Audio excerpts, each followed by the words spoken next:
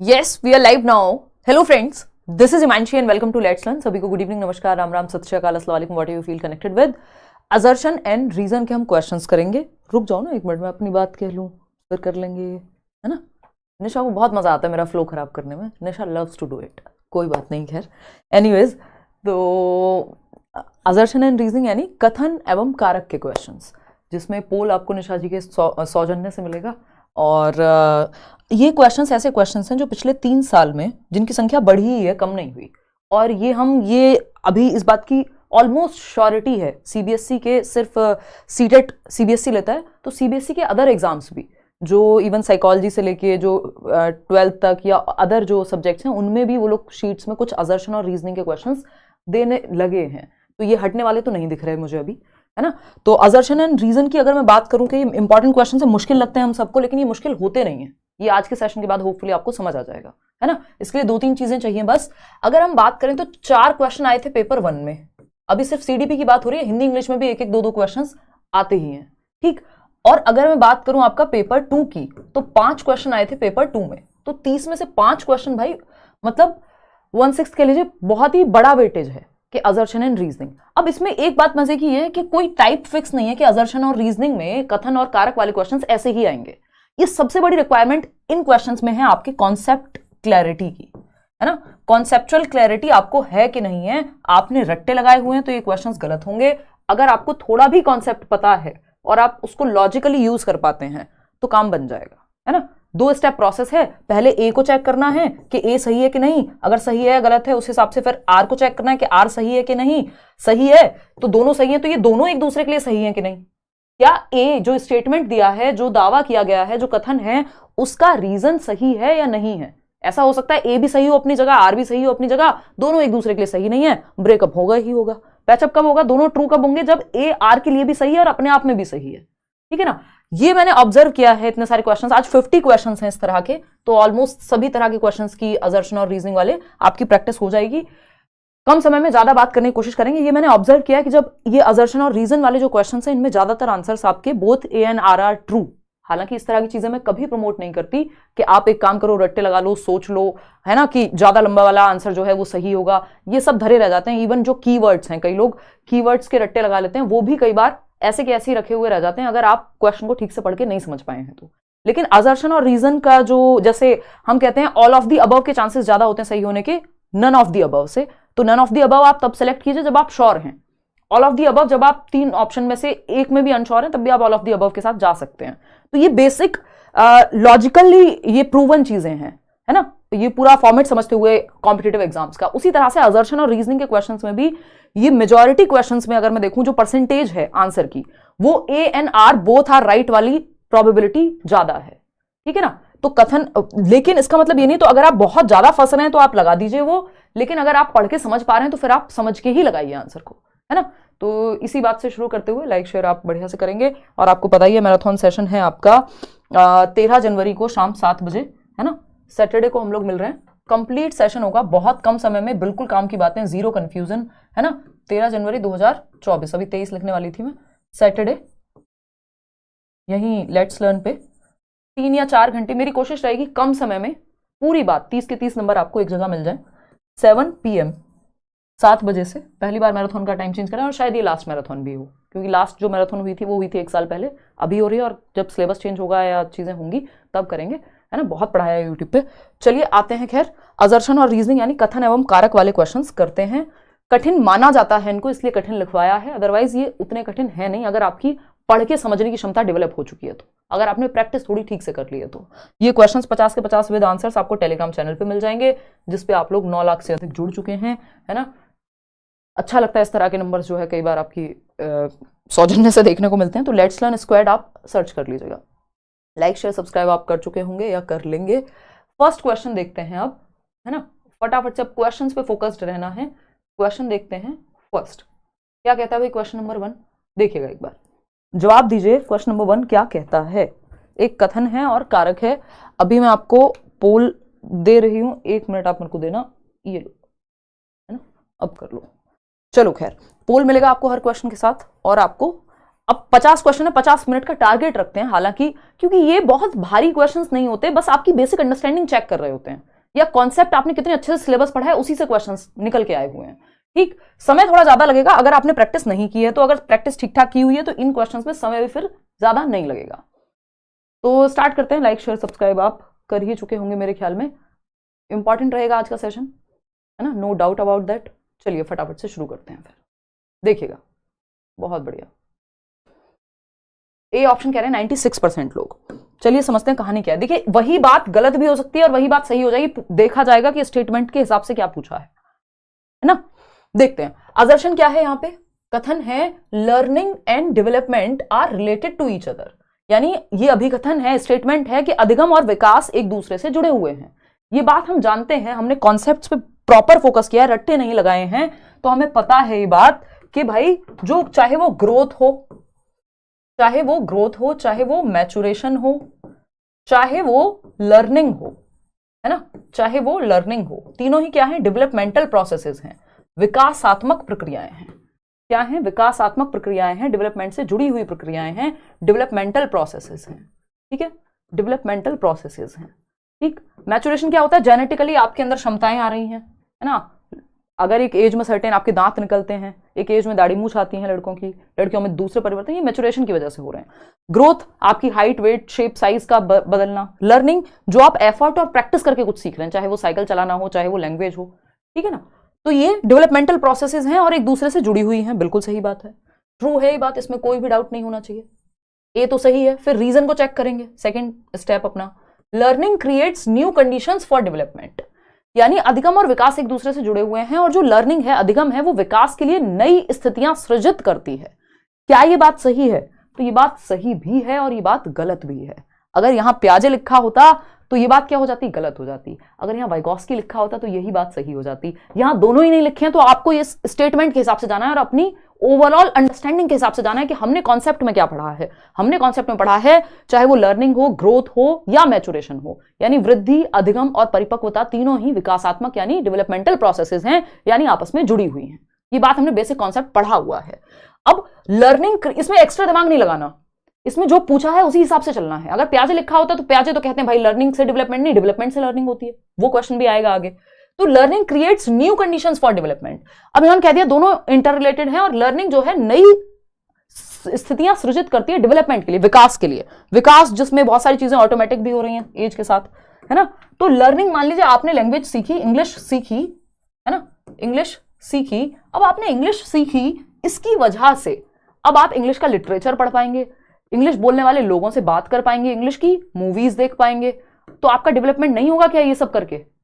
आपकी ओवरऑल समझ, आपका संज्ञानात्मक विकास, वो भी तो बेहतर होगा। फिर ऐसे ही बहुत सारी अदर चीजें हैं कि जब आप लर्निंग करते हैं तो उससे डेवलपमेंट होता है और डेवलपमेंट से लर्निंग होती है, यानी दोनों इंटर रिलेटेड है। तो कई जो लर्निंग है वो हमारे लिए नए अवसर खोलती है, जिससे हम बेहतर विकास हमारा हो सके। इस बात में कोई भी दोराहे नहीं है। जब प्याजे की बात होगी तो लर्निंग LD होगा, और वाइगॉस्की की बात होगी तो DL होगा। वो कहेंगे, उल्टा लिख दिया है मैंने, अगर प्याजे की बात होगी तो वो कहेंगे डेवलपमेंट से लर्निंग होती है, DL। वाइगॉस्की की बात होगी तो LD हो जाएगा, ये कहेंगे लर्निंग जो आप एनवायरमेंट से सीख के कर रहे हैं, सोशल इंटरेक्शन से कर रहे हैं, उससे आपका संज्ञानात्मक विकास होगा। वहीं प्याजे कह रहे हैं जो संज्ञानात्मक विकास है एज के साथ स्टेजेस में हो रहा है, उससे लर्निंग होगी। तो ये तीन अलग अलग कॉन्सेप्ट हो गए कि एक तो ये इंटर रिलेटेड है, दूसरा जो लर्निंग है वो नई अपॉर्चुनिटीज क्रिएट करती है, नए अवसर प्रदान करती है हमारे डेवलपमेंट के लिए। जैसे कि जब आपने नई भाषा सीखी तो आपका विकास भी तो होगा, उसके लिए नए अवसर खुले। अगर आप कुछ नया सीखते ही नहीं, मान लीजिए आपने कोडिंग सीखी, अगर आप सीखते ही नहीं तो विकास भी नहीं होता। तो ये आपस में जुड़ी हुई चीजें, डिपेंड करेगा कैसे पूछा गया है क्वेश्चन में। ठीक है, तो एक बात सही और गलत दोनों हो सकती है, क्वेश्चन पर डिपेंड करेगा कैसे पूछा है। अधिगम और विकास एक दूसरे से जुड़े हुए हैं, हाँ जी जुड़े हुए हैं। कारण क्या है? अधिगम विकास के लिए नई स्थितियां सृजित करता है। जब आप नई चीजें सीखते हैं तो आपका विकास भी तो होता है, ओवरऑल डेवलपमेंट, है ना। जब आप भाषा भी आपने सीखी है तो उस भाषा का आप इस्तेमाल करेंगे, उससे आपकी समझ बेहतर होगी, है ना। तो ये क्या हुआ? ए और R both are true and R is the correct explanation of A. भाई ए भी सही है, आर भी सही है, और आर इसी के बारे में बात कर रहा है जो ए में कहा गया है। ये बहुत जरूरी है, थर्ड स्टेप, कि क्या आर ए के बारे में बात भी कर रहा है या ऐसे ही है बात। ठीक है ना, तो दोनों ट्रू हैं बट आर करेक्ट एक्सप्लेनेशन नहीं है। नहीं, प्रॉपर करेक्ट एक्सप्लेनेशन है, तो ये तो सही नहीं हो सकता। ए ट्रू है बट आर नहीं, नहीं भाई दोनों सही है, तो बात खत्म हो गई। आगे बढ़ते हैं क्वेश्चन नंबर 2 पर। क्वेश्चन नंबर 2 क्या है, क्या हुआ? क्वेश्चन नंबर 2 क्या हो गया निशा, आज क्या हो गया है? बीमारी, बुखार, कुछ खा पी के तो नहीं आई हो? क्या कह रही थी? पकौड़े बने घर पे भांग के? क्या कह रही? नहीं, ऐसा कुछ नहीं कह रही थी पकौड़े बने, बट उसमें मुझे लगता है कुछ तो मिल गया होगा शायद, तो गड़बड़ हो गई होगी। कोई बात नहीं, नशा होता है, ठीक है, इट्स फाइन। चल तो रहा था ये, कोई बात नहीं। अच्छा 1 मिनट रुको यार, उधर सर की क्लास भी ऑफ नहीं हुई है, 1 मिनट रुको, अभी कंटिन्यू करेंगे, इतने आप जवाब दो। नेक्स्ट क्वेश्चन पे आ गए ना हम? हाँ, तो पोल आपके सामने अभी आ रहा है, बस 1 सेकेंड रुको, इतने आप जवाब दो। निशा ने आज कसम खाई है कि तुम्हें क्लास लेने नहीं दूंगी, जाने नहीं देंगे तुम्हें, है? कोई बात नहीं निशा। देखिए फटाफट से आप पोल में जवाब दीजिएगा। हाँ देखते हैं फटाफट से। कोई कह रहा है इतना कलरफुल क्लास, कलरफुल, हाँ यार ये कलर मुझे देखने में अच्छा लगा था, बट ये कैमरा में इतना चमकता है ना। देखिए हाँ बिल्कुल बिल्कुल, मैच्योरिटी से अधिगम हो रहा है विवेक, अभी आएगा, अभी आएगा, डोंट वरी। अभी वो प्याजे और वाइगोस्की वाला क्वेश्चन अलग से आएगा, तब मैं वो बताऊंगी। देखिएगा फटाफट से क्या कहा गया है। असर्शन यानी कथन है और रीजन है इसका। कथन क्या है? सरला a 6-year-old cannot do tasks of conservation and seriation। सरला एक बच्ची है 6 साल की जो संरक्षण और क्रमांकन के कार्य नहीं कर सकती। कंजर्वेशन और सीरिएशन यानी असेंडिंग डिसेंडिंग ऑर्डर में लगाना, घटते बढ़ते क्रम में उसे दिक्कत होती है लगाने में चीजों को। कंजर्वेशन क्या है कि बड़े बर्तन से यानी चौड़े बर्तन से लंबे बर्तन में आप अगर कुछ ट्रांसफर कर रहे हैं तो उससे कोई चेंज नहीं होता, यानी शेप और साइज के बदलने से वॉल्यूम या क्वांटिटी में चेंज नहीं आता। 6 वर्ष की है तो उसको ये कर नहीं पाती कंजर्वेशन, क्योंकि कंजर्वेशन सीसीएस कहां आता है? कंजर्वेशन, क्लासिफिकेशन और सीरिएशन ये होता है आपका कॉन्क्रीट ऑपरेशनल स्टेज में। कॉन्क्रीट ऑपरेशनल स्टेज 7 से 11 वर्ष, और बच्चा है किसमें? प्री ऑपरेशनल में, प्याजे के हिसाब से 6 वर्ष का बच्चा है।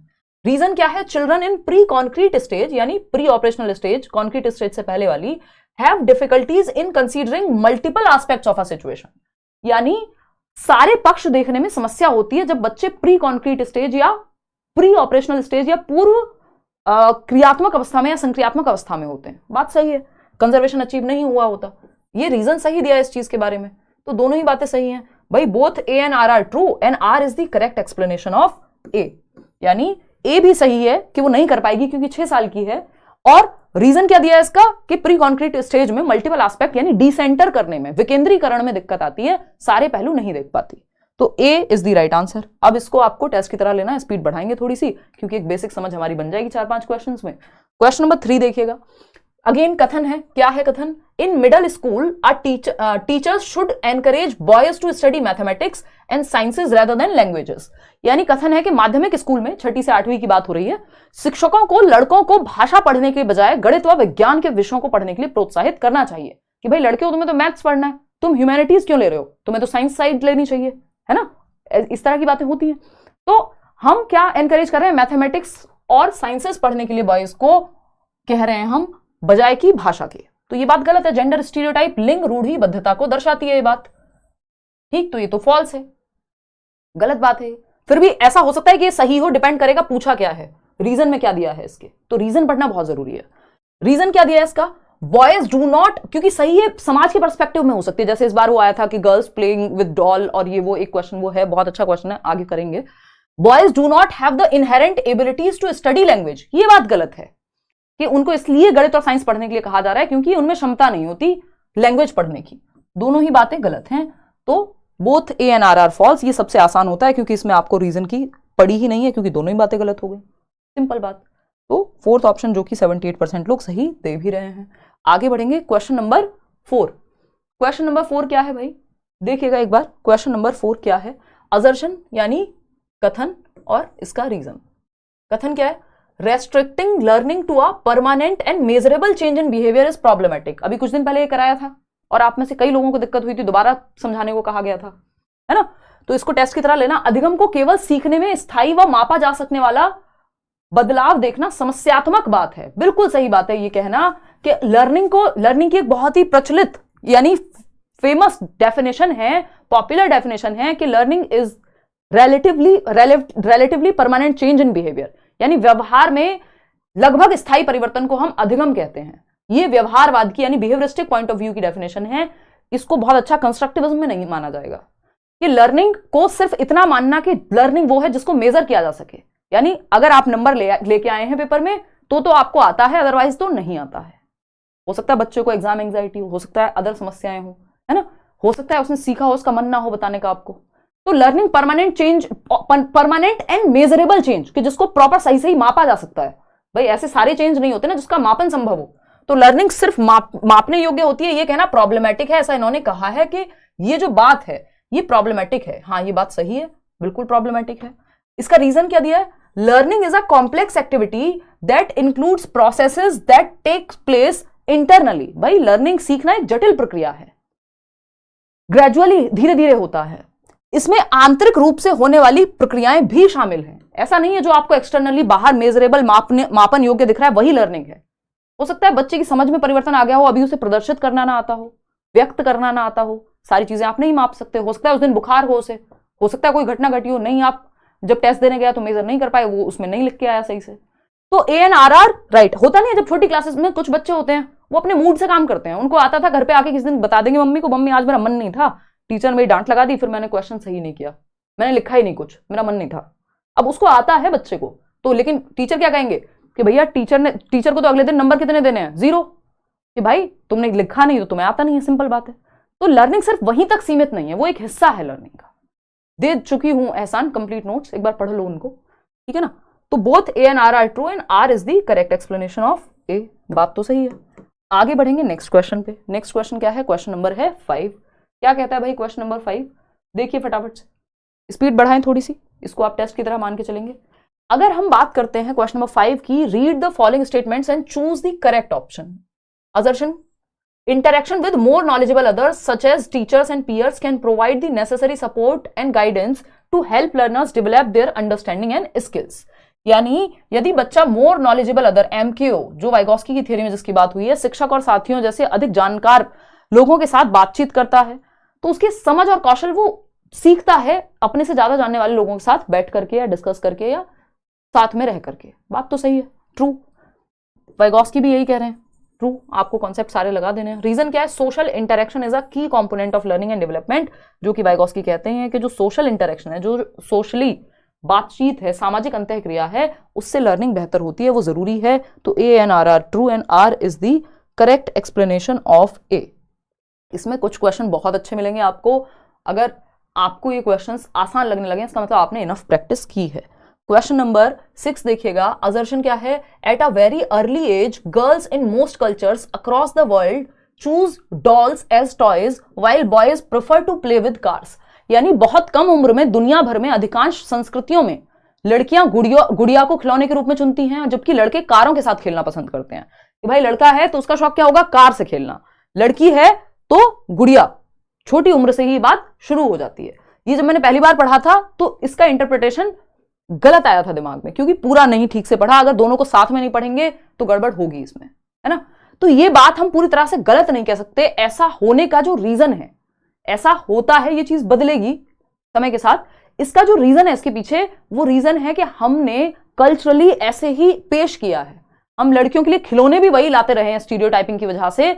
जो डॉल के खिलौने लड़की के लिए ज्यादा लाए जाएंगे। कोई रिश्तेदार भी आएगा तो वो कहेगा अच्छा अच्छा पिंक कलर की डॉल लेके चलते हैं, उनकी बेटी है, अच्छा बेटे के लिए कार लेके चलते हैं। तो जब ऐसा होता रहेगा सालों साल लगातार, तो क्या होगा? अपने आप ही प्रेफरेंस जो है बच्चा वही चूज करेगा जो उसको दिया जाता है। ज्यादा संभावना है ना। बाकी का लेवल पे सारे टीचर्स के क्वेश्चन सॉल्व हो जाते हैं अप्रोक्स 80 to 90% पेपर में। कोई दिक्कत आएगी क्या? डर लग रहा है आपकी क्लास में? हाँ तो क्या दिक्कत है सनोवर? बहुत बढ़िया बात है, तो कोई दिक्कत नहीं है।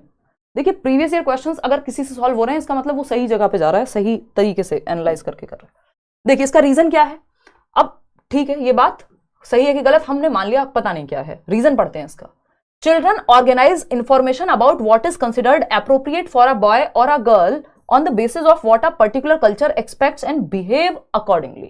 यानी बच्चे किसी विशेष संस्कृति के आधार पे अपेक्षाएं जो हैं वो ग्रहण कर लेते हैं। यानी children organize information about what is considered appropriate for a boy or a girl on the basis of what a particular culture expects and behaves accordingly। यानी जो उनकी संस्कृति है, जो कि वाइगोस्की कह रहे हैं कि हमारी संस्कृति और हमारे समाज का, सोसाइटी और कल्चर का इमेंस इफेक्ट है हमारे ऊपर, बहुत ही महत्वपूर्ण प्रभाव छोड़ के जाती हैं हमारे ऊपर, है ना। जो संस्कृति और समाज है, जिस समाज में जिस संस्कृति में हम रहते हैं, जो चीजें वहां फॉलो होती हैं।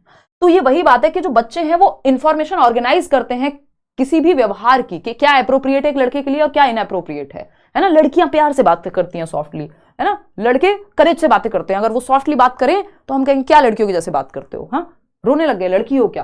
तो ये क्या है, हम ऑर्गेनाइज करते हैं, यानी एज अ चाइल्ड ही, बचपन से ही हम ऑर्गेनाइज करते हैं इन्फॉर्मेशन कि क्या अप्रोप्रिएट है लड़कियों के लिए। लड़कियां जैसी बड़ी होती हैं उनको खेलने से रोक दिया जाता है बाहर अगर जा रही हैं तो, है ना। तो ये क्या हुआ, उन्होंने ऑर्गेनाइज दिमाग में ऑर्गेनाइज कर लिया इन्फॉर्मेशन के कल्चर से अपने, तो उसी आधार पर फिर वो प्रेफर करती हैं कि लड़कियां हैं तो डॉल्स, लड़के हैं तो कार। इसका रीजन ये है, अदरवाइज सिर्फ इतना पढ़ के स्टीरियोटाइप को ही दर्शाता है और ये है भी स्टीरियोटाइप, लेकिन इसका रीजन ये है और ऐसा होने का कारण ये है, यानी दोनों बातें सही हैं, both A and R are true and R is the correct explanation of A. ऐसा इसलिए है क्योंकि हम अपनी संस्कृति से ऑर्गेनाइज कर देते हैं इंफॉर्मेशन, ये कड़वी सच्चाई है। क्वेश्चन नंबर 7 देखिएगा, फटाफट से जवाब देंगे। क्या है क्वेश्चन नंबर 7?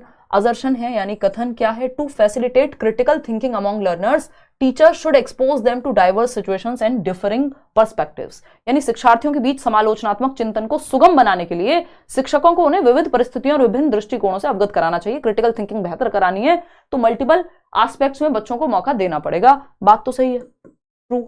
रीजन क्या है इसका? Students learn and enrich their abilities to think critically. Critical thinking क्या होती है कि बच्चा सारे पहलू देखे किसी चीज के, फैक्ट्स देखे, एविडेंस देखे, जस्ट मान ना ले कि जो किसी ने कह दिया वही सही है। तो ये बात भी सही है कि वो क्रिएटिवली सोच पाएंगे, है ना।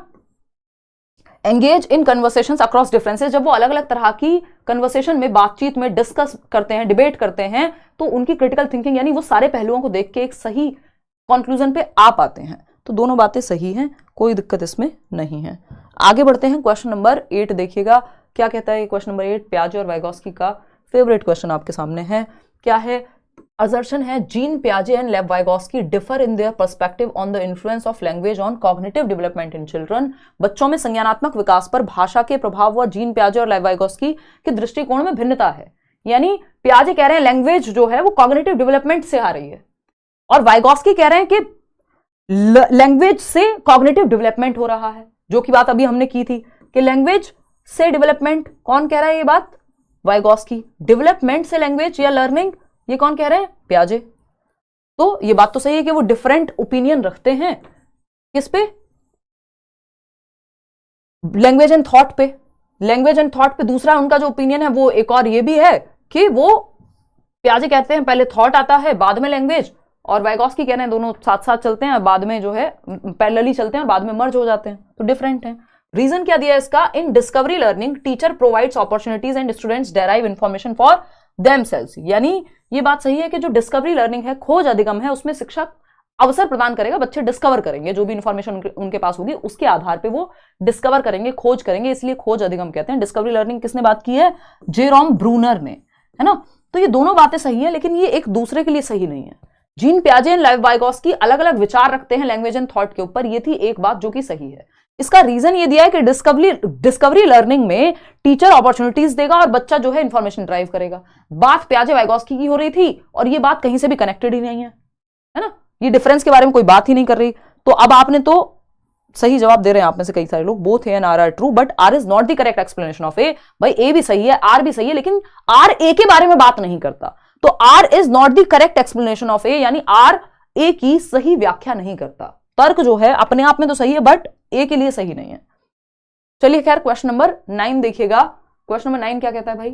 क्वेश्चन नंबर 9 कहता है, असर्शन है, देखते हैं फटाफट से। Teachers should work hard to break down students stereotypes of particular ethnic groups. यानी शिक्षकों को विद्यार्थियों में विशेष जातीय समूहों के बारे में रूढ़िवादिता को तोड़ने के लिए कड़ी मेहनत करनी चाहिए कि भाई बच्चे ये ना माने कि इस जाति का बच्चा, इस क्षेत्र का बच्चा, इस समूह का बच्चा, ये भाषा बोलने वाला बच्चा, अच्छा बिहार से आए हो, अरे तुम्हारे यहाँ तो ये होता है, तो इस तरह की चीजें ना रखे बच्चा दिमाग में, ये स्टीरियोटाइप्स ब्रेक हो, किसी को कम किसी को ज्यादा ना माने।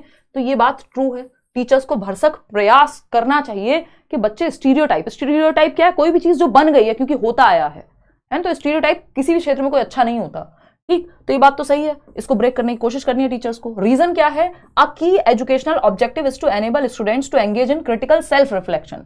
यानी शिक्षा का एक प्रमुख उद्देश्य यह भी है कि विद्यार्थियों में समालोचनात्मक आत्मचिंतन के लिए प्रोत्साहन बढ़े। यानी मैं खुद के ही थॉट प्रोसेस को क्रिटिकली रिफ्लेक्ट कर पाऊं, सेल्फ रिफ्लेक्शन हो पाए क्रिटिकली कि मेरे में क्या कमियां हैं। भाई ऐसा तो नहीं जब मैं ये कह रही हूं किसी को तो इससे समस्या है। जैसे कई लोग क्रिटिकली क्या कर सकते हैं, इवैल्यूएट कर सकते हैं कि जी निशा को ऐसे कैसे कह दिया, है ना, दिल पे ले जाते हैं एकदम। तो वो क्रिटिकल सेल्फ रिफ्लेक्शन क्या हो सकता है कि आप अपने ही व्यवहार को झांक करके देख रहे हैं। तो एजुकेशन का क्या है, एक की ऑब्जेक्टिव है कि आप सोचते हैं यार मैंने कुछ गलत तो नहीं कहा इसको, तो ये क्या है, आप क्रिटिकली देख रहे हैं सारे एस्पेक्ट्स। फिर ओवर थिंकिंग में भी चले जाते हैं कई लोग इसके चक्कर में। तो both A and R are true and R is the correct explanation. इसी के बारे में तो है ये कि क्यों तोड़ने चाहिए स्टीरियोटाइप्स, क्योंकि शिक्षा का एक उद्देश्य है ये कि वो आत्म चिंतन कर सके बच्चा कि वो सही राह पे है या नहीं। चलिए खैर आगे बढ़ते हैं क्वेश्चन नंबर 10 पर। क्या कहता है क्वेश्चन नंबर 10, देखिएगा। क्वेश्चन नंबर 10 कहता है, असर्शन क्या है भाई, considerable variations exist in developmental rates among children, यानी विकासात्मक दर में भिन्नता पाई जाती है। रेट इज डिफरेंट, डेवलपमेंट में रेट में अंतर होता है, स्पीड यानी पेस में अंतर होता है, बट स्टेजेस सेम होती हैं। ये बात तो हमें पता है, सही बात है। Developmental differences are an inevitable result of complex interaction of genetic and experiential variations, यानी जो विकासात्मक अंतर है डेवलपमेंट में, अंतर का रीजन क्या है कि हमारी जो जेनेटिक और एक्सपीरियंशियल, जेनेटिक मतलब हेरिडिटी, हमारी आनुवंशिकता, और हमारा वातावरण जो कॉम्प्लेक्स अन्योन्य क्रिया करते हैं, अंतः क्रिया करते हैं, इंटरेक्ट करते हैं, उसकी वजह से इंडिविजुअल डिफरेंसेस होते हैं, इसलिए रेट में अंतर है। बात तो सही है, तो फोर्थ ऑप्शन ही सही बनेगा। बात ठीक है ना। जब हमें पता है कि रेट में अंतर है, डेवलपमेंट में रेट में अंतर होता है, ये बहुत ही अलग अलग तरह से बार बार पूछा जाता है, रेट इज डिफरेंट। भाई 1.5 साल के दो बच्चे हैं, जरूरी नहीं है दोनों सेम टाइम पे चलना सीखेंगे। दोनों, एक कोई बच्चा होगा जो ज्यादा जल्दी बोलना शुरू कर देगा, दूसरा चलना जल्दी शुरू कर देगा। इवन आपके शरीर में अलग अलग अंग अलग अलग रेट पे डेवलप होते हैं कई बार। तो जो विकास की दर है या पेस ऑफ डेवलपमेंट है या स्पीड ऑफ डेवलपमेंट है, वो भिन्न होती है, डिफरेंट होती है सेम एज में भी। जबकि जो ऑर्डर है डेवलपमेंट का कि बच्चा पहले इन्फेंट होगा, फिर चाइल्डहुड में जाएगा, फिर एडोलेसेंस में जाएगा, फिर एडल्टहुड में जाएगा। कोई बच्चा ऐसा देखा है जो पहले बूढ़ा हो गया हो बाद में बच्चा बना हो, है ना। तो एक ऑर्डर सेम है या सीक्वेंस जो है वो फिक्स्ड है, लेकिन रेट में भिन्नता पाई जाती है। रेट सेम नहीं होता, दर सेम नहीं होती, स्पीड सेम नहीं होती। चलिए खैर आगे बढ़ते हैं। क्वेश्चन नंबर 11 देखिएगा, ये क्या कहता है भाई। क्वेश्चन नंबर 11 सेज कि असर्शन है, every year Lata, a class 7th teacher, invites a female maths professor and a male nurse to her class to discuss careers in these fields. यानी प्रत्येक वर्ष लता जो कि 7वीं कक्षा की शिक्षिका है, उनके क्षेत्रों में करियर पर चर्चा करने के लिए एक महिला गणित प्रोफेसर को बुलाती हैं। यानी मैथमेटिक्स कह दिया जाता है ना, स्टीरियोटाइप क्या है, स्टीरियोटाइप है कि करियर पर चर्चा करने के लिए स्टीरियोटाइप है कि महिला जो है गणित में कमजोर होंगी, फीमेल्स जो हैं या गर्ल्स मैथ्स में वीक होंगी। ये एक स्टीरियोटाइप है। स्टीरियोटाइप को फ्लेक्सिबल या ब्रेक कैसे करें, चैलेंज कैसे करें, इसका ऑपोजिट एग्जांपल ला करके। जब हम कह रहे हैं शकुंतला देवी मूवी देखिए और देखिए मैथ्स में कितनी अच्छी है शकुंतला देवी, है ना। तो ये क्या हुआ, मैथ्स प्रोफेसर को बुलाया जो फीमेल है, और नर्स हम कह देते हैं कि नर्स जो है वो महिलाओं का काम है, केयर करने वाले काम, तो वहां पे मेल नर्स को बुलाया है। यानी ऑपोजिट एग्जांपल प्रेजेंट किए जा रहे हैं क्लास में, ताकि स्टीरियोटाइप ना बने, बच्चे के दिमाग में रूढ़िबद्धता ना बने, फिक्स ना हो जाए कि नर्स बनना लड़कियों का काम है और मैथमेटिक्स का प्रोफेसर बनना लड़कों का। उल्टा किया है इसलिए ताकि स्टीरियोटाइप को ब्रेक किया जा सके। बात तो सही है, ठीक है ना। इनके फील्ड्स के बारे में पता लगेगा। इनको कम्युनिटी रिसोर्सेज कहते हैं कि कम्युनिटी से रिसोर्स आ रहे हैं क्लासरूम में। रीजन क्या दिया है इसका, gender differences are innate and not acquired through society. यानी जो लैंगिक भिन्नताएं होती हैं वो जन्मजात होती हैं और समाज के द्वारा एक्वायर नहीं की जाती। जेंडर एक सामाजिक कंस्ट्रक्ट है। जीएस पढ़ते हो ना, ये जनरल स्टडीज नहीं, gender is a social construct, ऐसे मान लेना दिमाग में।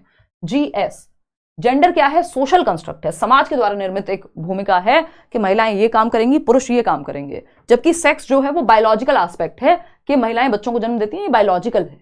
लेकिन कोई काम क्या करेगा, ये जो जेंडर है ये इनेट नहीं होता। सेक्स एक बार को इनेट होगा, है ना, कि फिक्स है एक तरह से, लेकिन काम करना, जेंडर रोल्स जो हैं, कौन क्या काम करेगा वो फिक्स नहीं है। जेंडर इनेट नहीं है, जेंडर डायनेमिक चीज है, जेंडर एक फ्लेक्सिबल चीज है, कोई भी काम कर सकता है। तो gender is a social construct, सामाजिक संरचना है, समाज के द्वारा निर्मित है। तो यहां पे ये तो बात गलत हो गई इनकी, इन्होंने कह दिया जेंडर इनेट है, जबकि जेंडर इनेट नहीं है, जेंडर तो सोशली मेड है। और अगर हम बात करें यहां पे, ये कह रहे हैं कि अलग अलग एग्जाम्पल लाओ, तो पहली बात तो सही है, आर सही नहीं है। लेकिन तो A is true but R is false. बात क्लियर है। सिर्फ 42% लोग सही उत्तर दे पाए, मतलब पढ़ के समझने में हमें बहुत दिक्कत आती है। मुझे ये समझ आ रहा है कि आप आलस करते हैं जब बड़े क्वेश्चंस आपके सामने आते हैं। जब तक ANRR बोथ आर सही, मुझे लगता है कुछ लोगों ने तो रट्टा लगा लिया है कि जहां दिखे both ANRR true and R is the correct explanation, भाई उसके चांसेस ज्यादा है, लेकिन हमेशा वही सही होगा ये जरूरी नहीं है। जब कंफ्यूज हुआ करो तब लगाया करो उसको, जब श्योर हो तब लगाया करो उसको। क्वेश्चन नंबर 12 देखिएगा, असर्शन क्या है भाई? कथन है in a socio constructivist classroom recall based written test should be the only basis of assessment. यानी एक सामाजिक रचनात्मक कक्षा में स्मरण पर आधारित लिखित परीक्षाएं मूल्यांकन का एकमात्र तरीका होती हैं। यानी याद किया हुआ, रट्टा लगाया हुआ, रिकॉल बेस्ड, डेफिनेशंस याद हैं आपको। सोशियो कंस्ट्रक्टिविस्ट क्लास मतलब सामाजिक रचनावादी कौन है? वाइगॉस्की। और वाइगॉस्की क्या कह रहे हैं? बच्चों से एक्टिविटी कराओ क्लासरूम में। और ये कह रहे हैं कि सोशियो कंस्ट्रक्टिविस्ट लोग कह रहे हैं कि याद करके और उसके बेस पे लिखित परीक्षाएं ले लो। तो ये बात तो गलत हो गई, उल्टी बात हो गई, बल्कि एक्टिविटी होनी चाहिए थी, एक्टिविटी बेस्ड क्लास होनी चाहिए थी यहाँ socio constructivist school of thought के अनुसार, जो वाइगॉस्की जिसको बिलोंग करते हैं, जिस विचारधारा पे वाइगॉस्की विश्वास रखते हैं, सामाजिक रचनावादी। यानी बच्चा ग्रुप में सीखे, एक्टिविटी करके सीखे। तो ये बात एकदम गलत है कि रिकॉल बेस्ड असेसमेंट की बात करेंगे, आकलन करो पेन पेपर टेस्ट पे, नहीं। रीजन क्या है इसका? Children learn most effectively by rote memorization. रटंत विद्या चलंत नहीं, रोट मेमोराइजेशन नहीं, मीनिंगफुल लर्निंग पे फोकस करना है। तो दोनों ही बातें गलत हो गई यहां पे। Both ANRR false. इसमें आपने सही जवाब दिया 87% लोगों ने, बहुत बढ़िया। कि बच्चे रट के सीखते हैं, बिल्कुल गलत बात है। और सामाजिक रचनावादी क्लास में बच्चे एक्टिविटी करते हुए नजर आएंगे ग्रुप में, ना कि मूल्यांकन परीक्षा लिखित परीक्षाओं के द्वारा होगा। तो दोनों ही बातें गलत थी। क्वेश्चन नंबर 13 देखिएगा एक बार, ये क्या कहता है? असर्शन क्या है? कथन inclusive education refers to an education system that accommodates all children regardless of their physical, intellectual, social, emotional, linguistic और other conditions। यानी समावेशी शिक्षण एक ऐसा शैक्षिक तंत्र है जिसमें हर तरह का बच्चा, चाहे वो शारीरिक हो, मानसिक हो, सामाजिक, संवेगात्मक, भाषाई व अन्य विशिष्टताओं को देखते हुए सबको, आपको हर तरह के बच्चे को क्या करना है?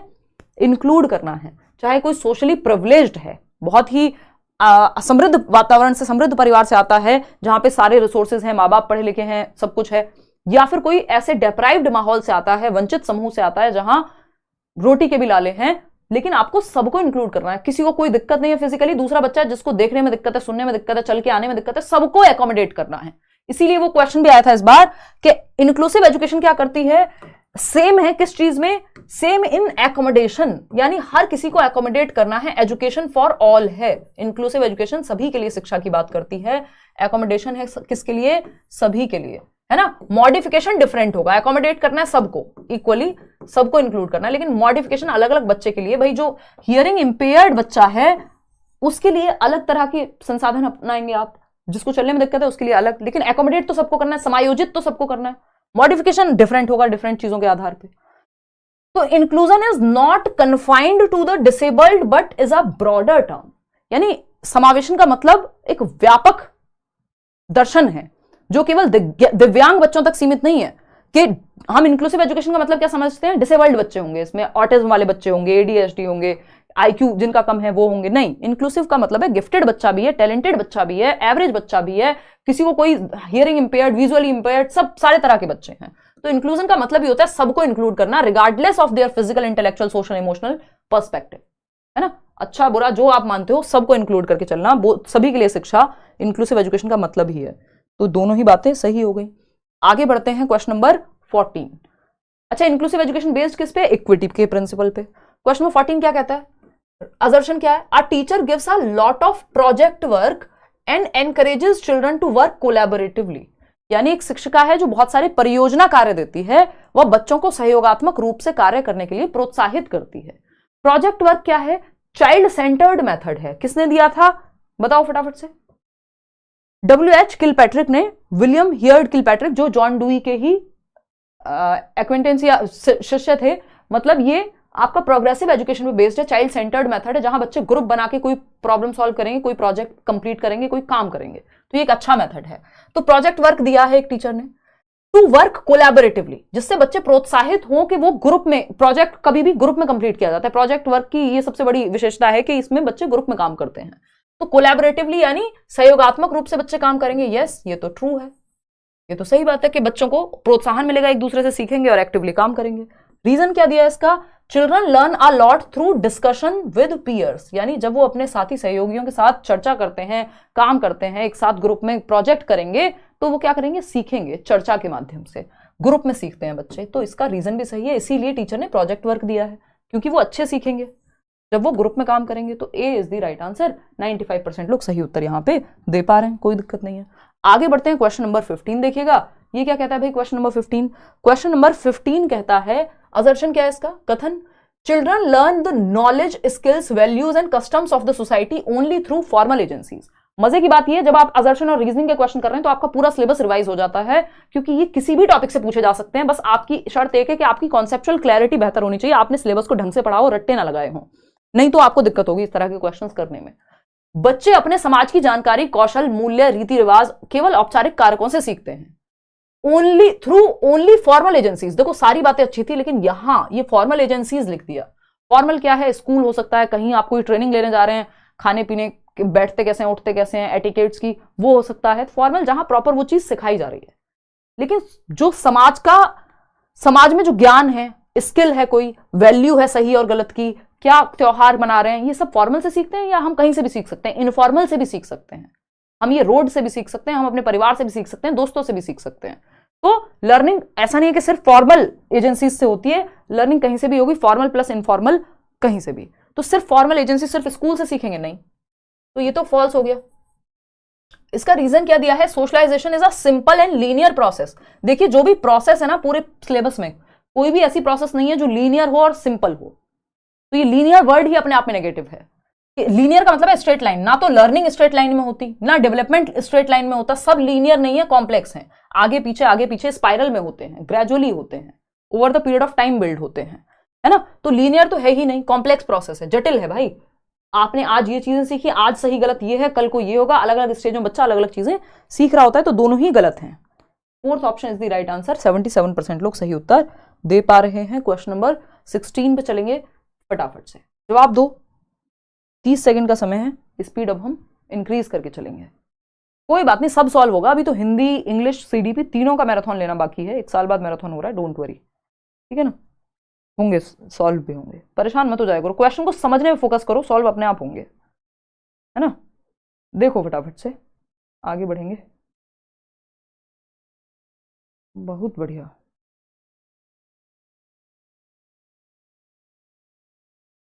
देखिएगा, तो अगर हम देखें थर्ड ऑप्शन 71% लोग सही उत्तर दे रहे हैं। देखिए अगर हम देखें, कल हमने इंग्लिश पेडागोजी की थी, जिनके पास इंग्लिश है वो जरूर देख लेना। असर्शन की अगर हम बात करें, while teaching a concept a teacher should encourage her students to brainstorm the instances and examples of contrast. यानी किसी संप्रत्य को पढ़ाते समय एक शिक्षिका को अपने विद्यार्थियों को विपरीत दृष्टांतों और उदाहरणों पर विचार मंथन करने के लिए प्रोत्साहित करना चाहिए। यानी टीचर जब एक कॉन्सेप्ट पढ़ा रहे हैं तो वो ब्रेनस्टॉर्म करने को कहें। क्या ब्रेनस्टॉर्म करने को कहें? ऐसे इंस्टेंसेस, ऐसे दृष्टांत, ऐसे एग्जाम्पल्स जो कॉन्ट्रास्ट में है। कॉन्ट्रास्ट का मतलब क्या है? जो आपके विपरीत हैं, उससे अलग हैं। जैसे जब हम प्याजे की बात कर रहे हैं तो हम बात करते हैं वाइगॉस्की की भी, है ना। मैंने आपको कहा प्याजे ने कहा है, हम प्याजे पढ़ रहे हैं मान लीजिए, और हमने कहा लर्निंग से डेवलपमेंट नहीं, डेवलपमेंट से लर्निंग होती है। यानी कॉग्निटिव डेवलपमेंट, बच्चे का जो संज्ञान है, जो एज के साथ विकास होगा स्टेजेस में, उससे बच्चे के अंदर लर्निंग की एबिलिटी भी आएगी, ऐसा प्याजे कहते हैं। मैंने इसका ऑपोजिट एग्जाम्पल लिया, इससे अलग कॉन्ट्रास्ट में एग्जाम्पल दिया वाइगॉस्की का, कि अच्छा वाइगॉस्की क्या कहते हैं, लेकिन वाइगॉस्की इसका उल्टा कहते हैं। ये नॉन एग्जाम्पल हो गया, जिससे पता लगेगा कि प्याजे क्या नहीं कहते हैं, ठीक है ना। वाइगॉस्की कहते हैं लर्निंग पहले होगी और इससे डेवलपमेंट आएगा। तो ये क्या हुआ? नॉन एग्जाम्पल या कॉन्ट्रास्ट में एग्जाम्पल हो गया, इसका विपरीत हो गया ये। तो ऐसे समझाना जरूरी है, क्यों? क्योंकि कॉन्सेप्चुअल क्लैरिटी बेहतर होती है। बस यही तो पूछा है, इसी को नॉन एग्जाम्पल कह देते हैं हम। जब मैं प्याजे का एग्जाम्पल देके बताऊं तो जब प्याजे का जो एग्जाम्पल नहीं है वो बताया है तो वाइगॉस्की हो गया, जिससे प्याजे का कॉन्सेप्ट क्लियर हो रहा है आपको। तो ये बात तो सही है, करना चाहिए ऐसा एनकरेज इस चीज के लिए। रीजन क्या है इस चीज का? रीजन है non examples don't play any role in understanding of a concept. ये उल्टा कर दिया इन्होंने। अगर ये लिखते नॉन एग्जाम्पल्स, जो ये नॉन एग्जाम्पल है, गैर उदाहरण उसको कहते हैं। उदाहरण भी इंपॉर्टेंट है, एग्जाम्पल भी और नॉन एग्जाम्पल भी टीचिंग लर्निंग प्रोसेस में। एग्जाम्पल वो है जो आप डायरेक्ट किसी कॉन्सेप्ट के बारे में दे रहे हैं, कि प्याजे ने 4 स्टेजेस दी हैं। प्याजे ने कहा है लर्निंग से, डेवलपमेंट से लर्निंग होती है। पहले बच्चे के दिमाग में थॉट आता है, फिर वो लैंग्वेज सीखता है। हम कह रहे हैं जबकि और वाइगॉस्की ने इसका उल्टा कहा है। वाइगॉस्की ने क्या कहा है भाई कि पहले लर्निंग होगी, लर्निंग से आपके अंदर डेवलपमेंट होता है। तो ये क्या हुआ, ये जब मैंने वाइगॉस्की का उदाहरण दिया पियाजे समझाते हुए, तो वाइगॉस्की गैर उदाहरण है, नॉन एग्जाम्पल है, जिसकी वजह से आपकी और क्लैरिटी हो रही है अपने टॉपिक को समझने में। तो non examples don't play any role, ये कहना गलत होगा, इंपॉर्टेंट रोल प्ले करते हैं नॉन एग्जाम्पल्स। तो ए तो सही है, आर फॉल्स है। A is true but R is false. तो ये बहुत आसानी से चिपका देते हैं, कई बार ध्यान से पढ़ने होते हैं इस तरह के क्वेश्चंस। क्वेश्चन नंबर 17 देखिएगा, ये क्या कहता है भाई, अ चाइल्ड हैज, ए क्या है यहाँ पे, a child has to have some neuromotor maturation before she learns to catch a ball. गेंद को पकड़ने के लिए सीखने से पहले एक बच्चे में कुछ गतिक परिपक्वता होनी चाहिए। भाई बच्चा गेंद को पकड़ पाएगा, उसको कोई बॉल फेंक रहा है तो 6 महीने के बच्चे को अगर आप बॉल फेंकेंगे सीधा मुंह पे लगेगी, क्योंकि उसके अंदर वो न्यूरोमोटर मैच्योरेशन अभी आई नहीं है, जो जेनेटिक कोडिंग में है, उसकी जेनेटिक्स में है, उसकी हेरिडिटी में है, कि आनुवांशिकता से उसके अंदर ये क्षमता आ जाएगी 1 साल में, 2 साल में, 3 साल में, 4 साल में, 5 साल में, कि वो गेंद को पकड़ना सीख पाए। आप 6 महीने के बच्चे के सामने गेंद फेंकेंगे उसके लग जाएगी, क्यों? क्योंकि अभी वो मैच्योर नहीं है, न्यूरोमोटर मैच्योरेशन अभी आया ही नहीं है। मैच्योरेशन एज के साथ आता है, ट्रेनिंग से मैच्योरेशन नहीं ला सकते आप, है ना, ये हेरिडेटरी प्रक्रिया है। तो ये बात तो सही है, ये बात क्या है, ट्रू है, कि गेंद को पकड़ने के लिए सीखने से पहले एक बच्चे में कुछ गतिक परिपक्वता होनी चाहिए, एक मोटर एबिलिटी उसके अंदर आनी चाहिए, एक एज होनी चाहिए सर्टेन, जो मेच्योरिटी क्या एज के साथ आती है। रीजन क्या है इसका, learning is dependent upon development. अब देखो, आपको पता है लर्निंग डेवलपमेंट पे भी डिपेंडेंट है और डेवलपमेंट लर्निंग पे भी डिपेंडेंट है। पियाजे और वाइगॉस्की इसका जस्ट ऑपोजिट कह रहे हैं। पियाजे कह रहे हैं भाई डेवलपमेंट से लर्निंग, वाइगॉस्की कह रहे हैं लर्निंग से डेवलपमेंट। तो उनको जबरदस्ती यहां पे नहीं लाना है, लेकिन आपको इससे पता होगा कि दोनों बातें सही हो सकती हैं। पेडागोजी में एक बात सही भी है, एक बात गलत भी है, डिपेंड करता है कैसे पूछी गई है, ठीक है। तो इसका असर्शन इन्होंने सिंपल दिया था कि भाई एक बच्चा अगर मैच्योर नहीं है तो बॉल पकड़ना नहीं सिखा सकते आप, उसको बेसिक न्यूरोमोटर, उसमें गतिक कौशल होने चाहिए उतने, बात सही है।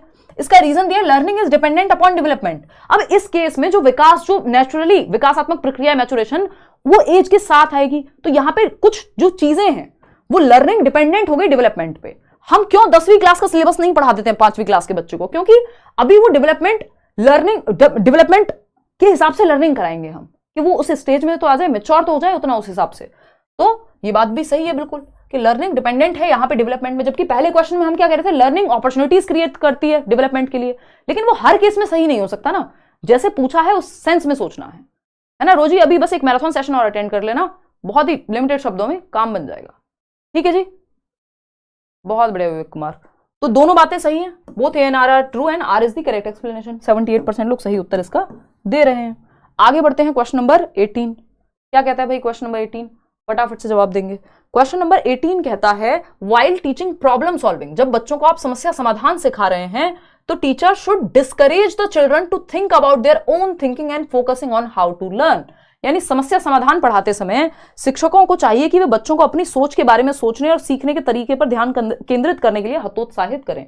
उनको कहें तुम खुद से मत सोचो, प्रॉब्लम का सॉल्यूशन सोचो ही मत, दिशाओं में सोचो ही मत, तुम ब्रेनस्टॉर्म करो ही मत। हतोत्साहित करना अपने आप में ही एक नेगेटिव बात है, तो ये तो हो गया गलत।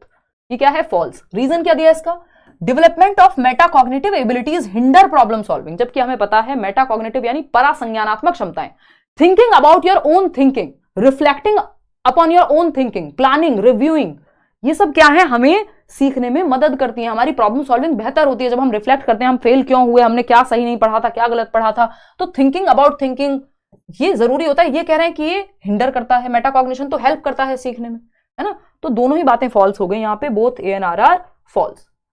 तो सिर्फ ऐसा नहीं है कि A and R are both true ही होंगे हमेशा, ज्यादातर केसेस में वो ट्रू होंगे, लेकिन इस तरह के क्वेश्चंस भी होते हैं। क्वेश्चन नंबर 19 देखिएगा फटाफट से।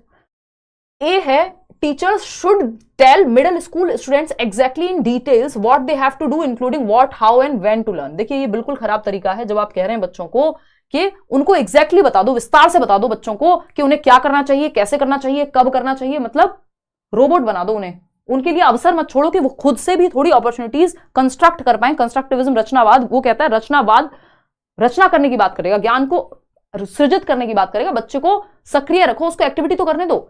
यहां इन्होंने सब कुछ कह दिया, इतने मिनट पे इतना ऐसे ऐसे करना है, हर चीज अगर आप पहले से बता देंगे बच्चा हो जाएगा रोबोट। तो ये क्या है, ये एकदम गलत तरीका है, फॉल्स है ये।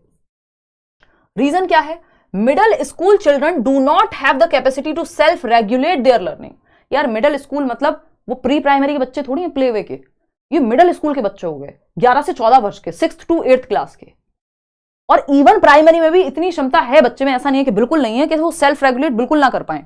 वो उस लेवल पे उस तरह से कर पाएंगे कि वो खुद से जांच ही नहीं पाएंगे कि वो कैसे सीख रहे हैं, उनको कहां किस स्टेप में दिक्कत आ रही है, आंसर गलत आया है कि नहीं आया। जब वो मैथ्स का कोई सवाल कर रहे हैं तो वो पूछ लेंगे ना आपसे, अगर गलती कहीं हो रही होगी तो।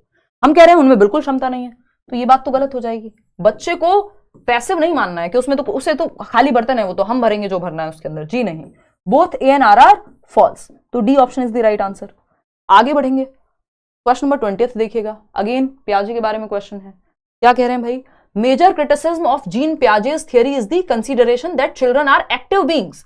यानी जीन पियाजे के सिद्धांत की एक प्रमुख आलोचना, क्रिटिसिज्म, खराब बात, उनकी आलोचना जिसके लिए हुई है वो है कि उनके द्वारा जो विचार दिया गया कि बच्चे सक्रिय प्राणी हैं, बच्चे लिटिल साइंटिस्ट हैं, नन्हे वैज्ञानिक हैं। ये बात पे क्रिटिसिज्म कौन, बस मतलब गालियां निकल जाएंगी, मतलब कौन गधा इंसान होगा दुनिया में जो ये कहेगा कि पियाजे ने बच्चे को एक्टिव कहा है, ये बुरी बात कह दी उन्होंने।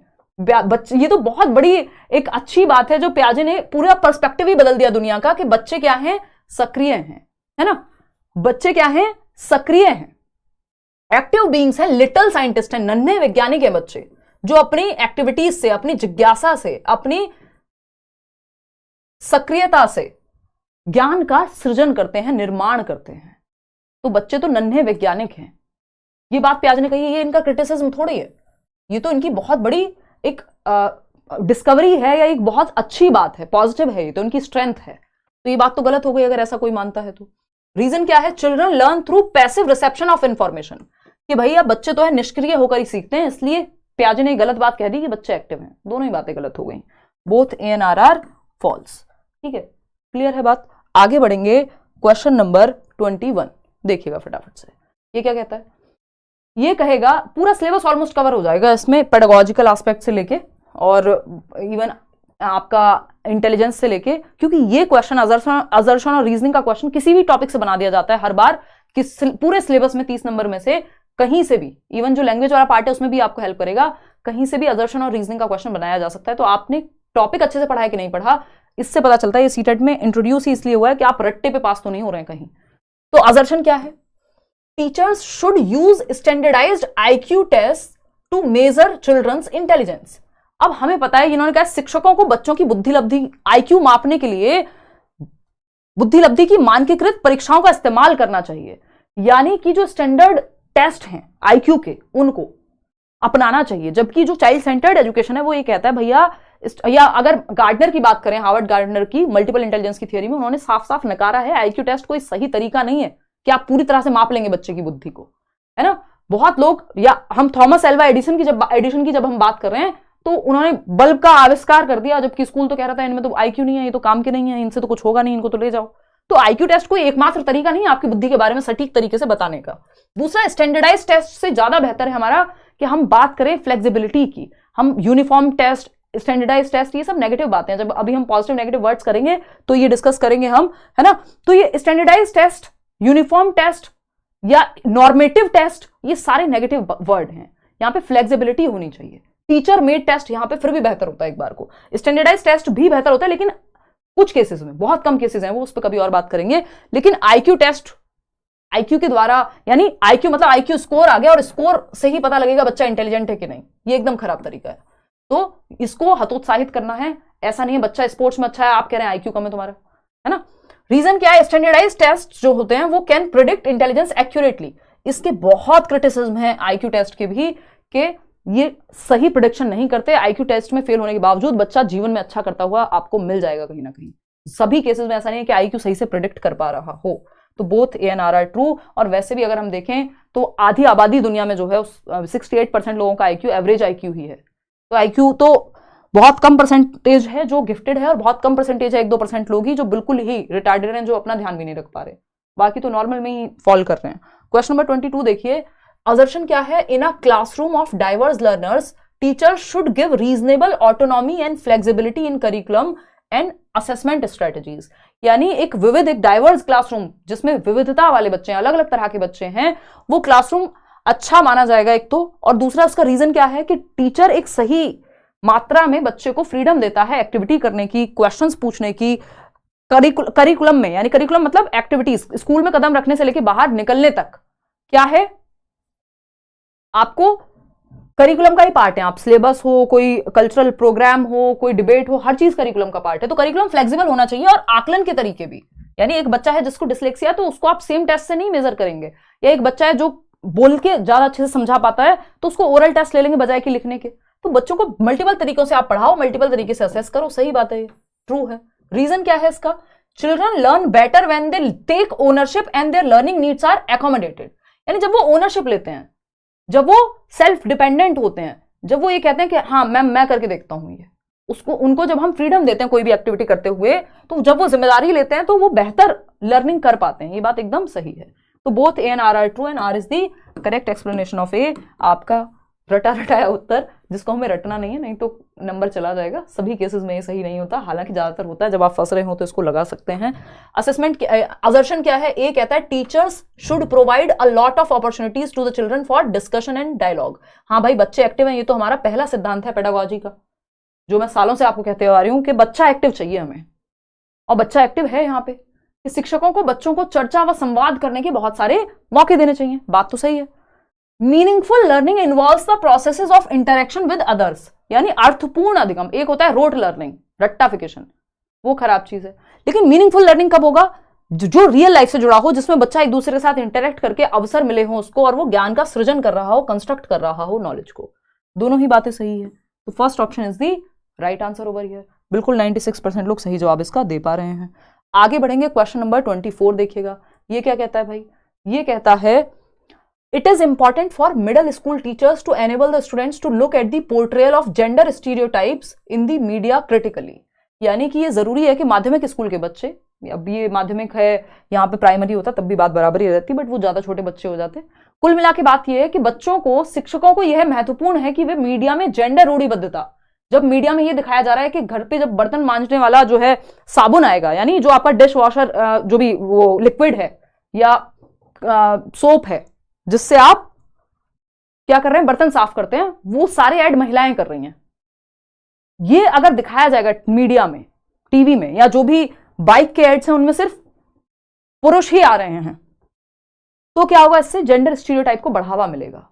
तो आपको क्या करना है? बच्चों को इस चीज के लिए प्रोत्साहित करना है कि आलोचनात्मक रूप से देखें इस चीज को, यानी वो प्रॉपर बच्चा इस लायक हो कि जब वो टीवी में देखे कि सिर्फ बर्तन जो साफ कर रही हैं वो मम्मी कर रही हैं और पापा टीवी के सामने बैठे हुए हैं, या कोई मेल है जो स्कूटी चलाने के ऐड में सारे मेल्स को ही लिया हुआ है, तो वो क्रिटिकली एनालाइज कर पाए कि ये चीज, इसमें बायसनेस है, इसमें प्रॉब्लम है कहीं ना कहीं, ये लॉजिकली सही नहीं है। ये एविडेंस ऑब्जर्वेशन से पता लगेगा उसको, जब वो क्रिटिकली देखेगा सारे पहलुओं को कि ये चीज सही नहीं है। तभी हम देखते हैं फिर सलमान खान को आना पड़ता है ऐड में, है ना? कौन सा है वो? कोई तो वॉशिंग पाउडर का ऐड है, हार्पिक वाले ऐड में बहुत सारी महिलाओं के साथ एक और व्यक्ति आ जाते हैं, वो हुसैन करके, है ना?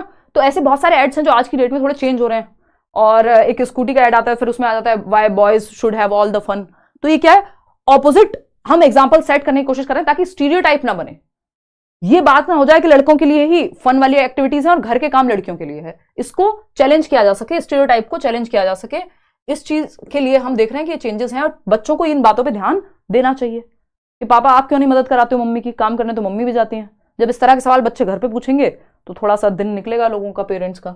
बात तो सही है।